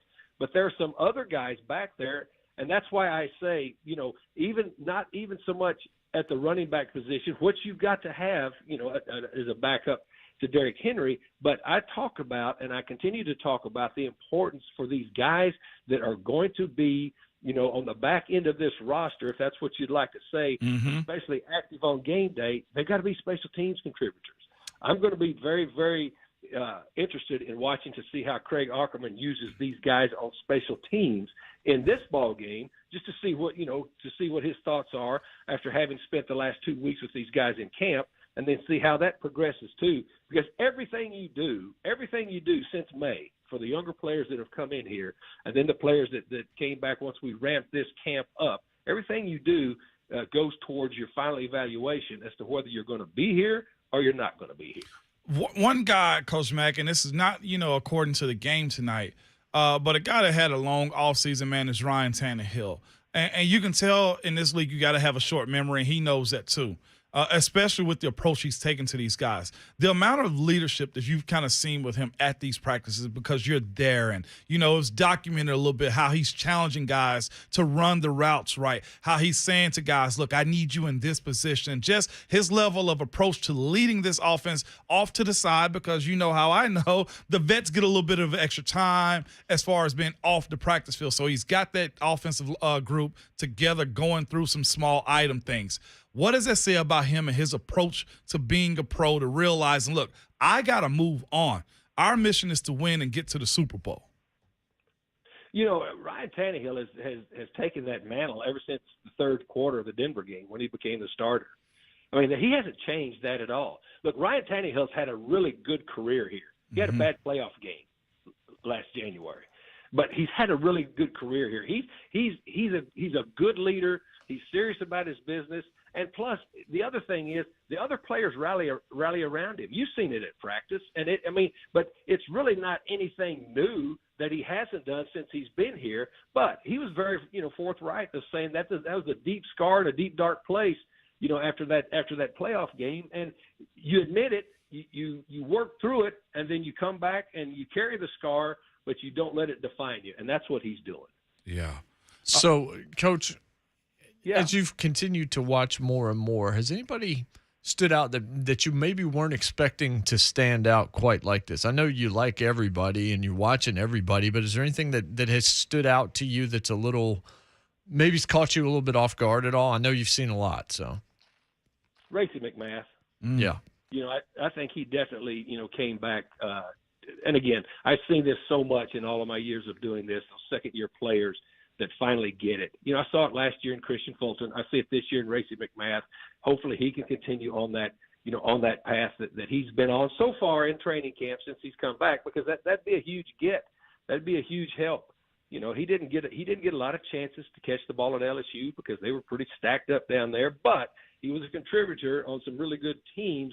But and when he's drafted because of the tools, the athletic ability that he has, and also the competitive nature that he has.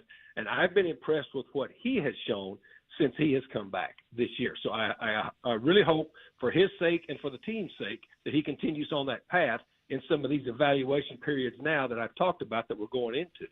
And not just him, Coach Mack. We got to get through a couple hurdles too, man, with Caleb Farley coming off this injury a little bit, and Rashad Weaver, another guy, Money Rice, man. These are guys that, are in positions of being second-year guy and all can play big-time roles. Practice is one thing, but to get on that field under the lights, we'll get a real good measuring stick of where they're going to start the rest of this season, Coach Mack, with those injured guys.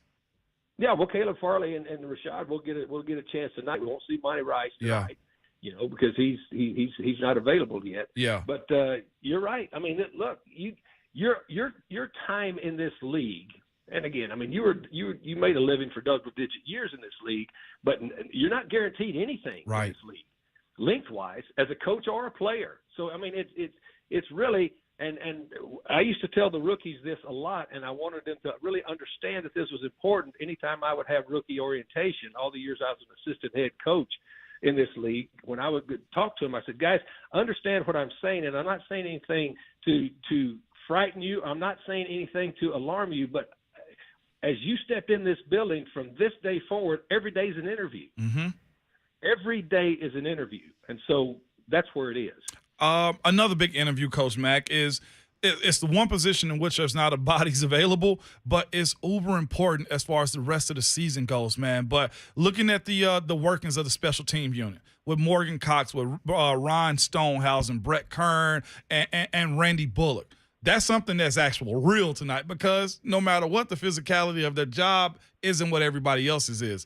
Ryan Stonehouse has a big task in front of him to kind of prove that, look, he's not just a practice punter. He's a guy that can actually boom it in stadiums as far as this competition or whatever's going to happen between him and Brett Kern. Yeah, well, let's just say this, and for our listeners, and I've said it before, but it's very true. Kickers and punters, they circle in a different orbit in this league than any other players. Yeah. This is a different world, because you've got guys that make teams leave teams, come back and make teams again, make another team, come back to the same team. It's a very cyclical business there as to what they're doing. Stonehouse, to me, is a guy that, is very interesting to watch as a punter. And what I like in this, too, I've had, several of these guys in my career. Here's what you want to see. And I could give this analogy, and I think most people can relate to it. Is this guy, because he got a huge leg. Is he a driving range player? And can he take it to the course? And that is a huge deal. So any of us that have ever picked a golf club up, and you can really be sweet on that driving range, but then the course is a different thing. And so that's what we want to see. I think he's got a lot of talent, but in the National Football League, the way special teams are played today, it's not just how far you can kick it, it's how you can place it, and how Craig Ackerman, who's a special teams coordinator, can count on game planning, being able to cut the field in half if he knows that you're going to drop a dime, where he's wanting it punted, so he can distribute his coverage people, in a certain way, or how you can attack a returner that could give you problems by kicking the ball not only away from him, but places that's so close to the sideline he's got nowhere to go with it. All of that stuff is important. That's why Brett Kern has been so good his career. And all the great ones they're able to hit those diamond wedges and stick them where they want to when the flag's up.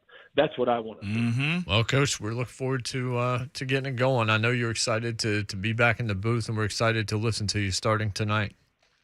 Thanks, guys. Yeah, absolutely. I'm still watching this pirate ship in this Inner Harbor. Watch it. Be careful, man. Make sure your booty is careful. Yeah, well, that you know what? That's the same thing Schaefer said, so something's wrong with both of you. Did you say that, Shay? Yeah, I said it to him before we got him on. Oh, my gosh. Don't look at me like I did something wrong. I think we both did something wrong. All right, Coach. See you, buddy. See you guys. Yeah. Both made the booty joke about pirates. Wow. Hey, It's right there. That was low hanging right there. That's what she said. Better rates, better coverage, better service. That's why Tennesseans have been relying on Farm Bureau health plans for their health coverage for 75 years. Keys to kickoff and a visit from the Macho Man, Todd Titan, coming up. Jay Martin, Ramon, 104.5 The Zone.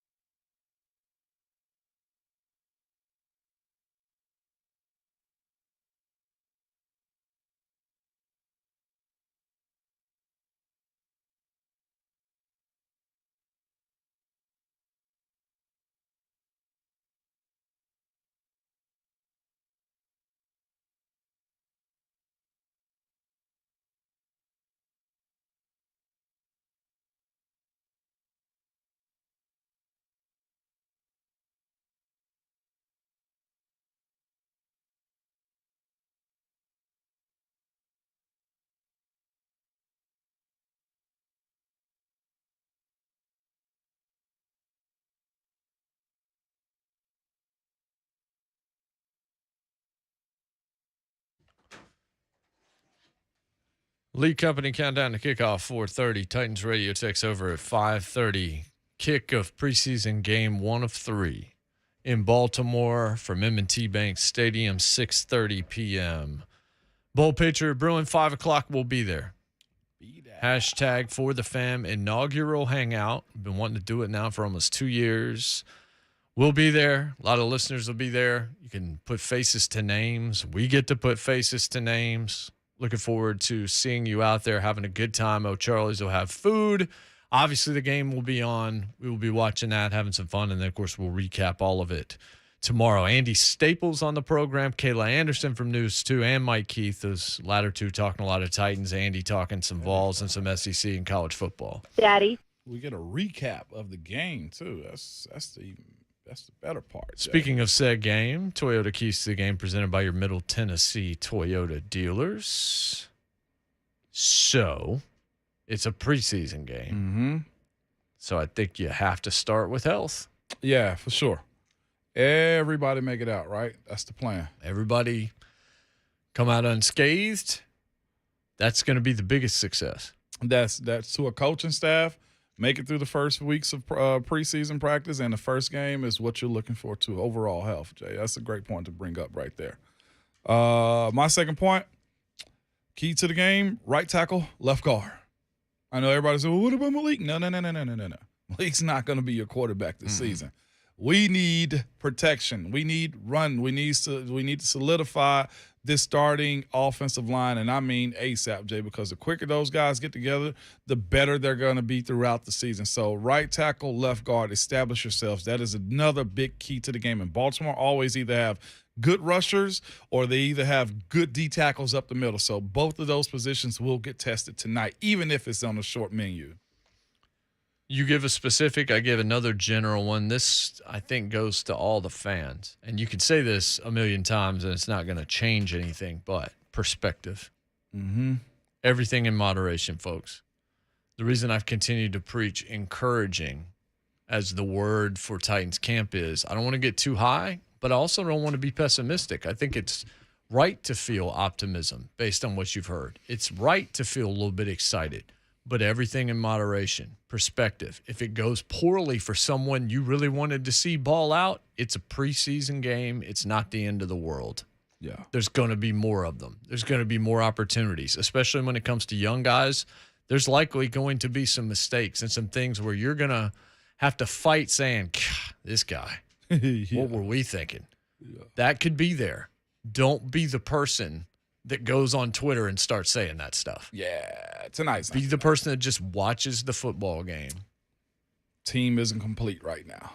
Not even close. That was those are good keys, Jay. There's so many other factors in this game, but I think the health, offensive line, establishment, and certainly look, Caleb and Roger, and I mean, there's a lot of that kind of specific stuff that we can point to.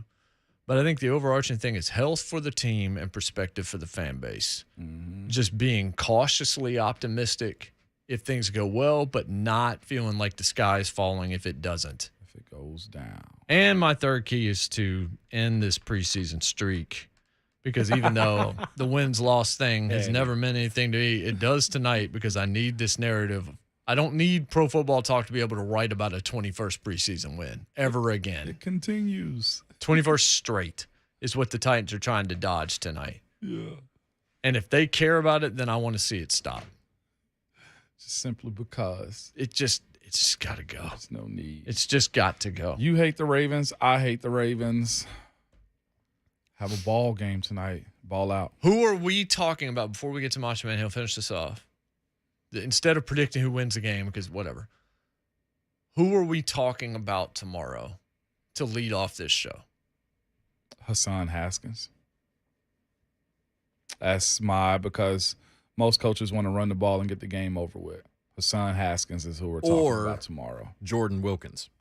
See which one they give more carries to, because that's another running back that they want to see get a little bit of tape on him, too. Yeah. Give me another candidate.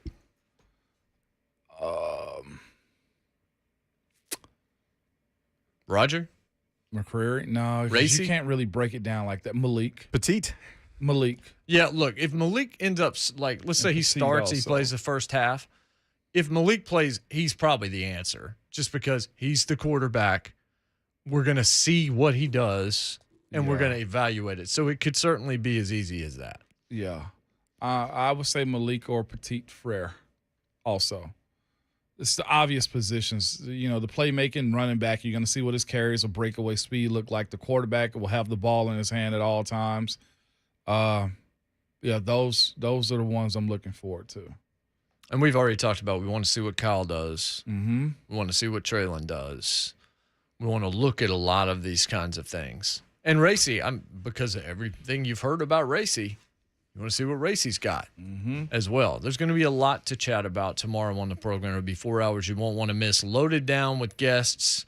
You're going to hear them all season long, usually on Fridays, but today a special Thursday appearance on game day. We send you away with the Macho Man, Todd Titan. See you tomorrow. Ooh, yeah! The Titans are back! Yeah, and I can hardly contain my excitement and the electricity and the madness in my veins. And I am super pumped up about it because tonight, Baltimore Ravens, we get to walk through that dump of a town you call a city. That's exactly right. Yeah, we're not staying, though. We're just walking through like a hitchhiker through town. But when we get through with you tonight, Baltimore, you will have quenched the thirst for our quest for the Super Bowl crown. That's exactly right. We're going to drop an A-bomb on you just like Hiroshima, yeah, and your name will be forever etched in stone as the first step towards the Titans' quest of Super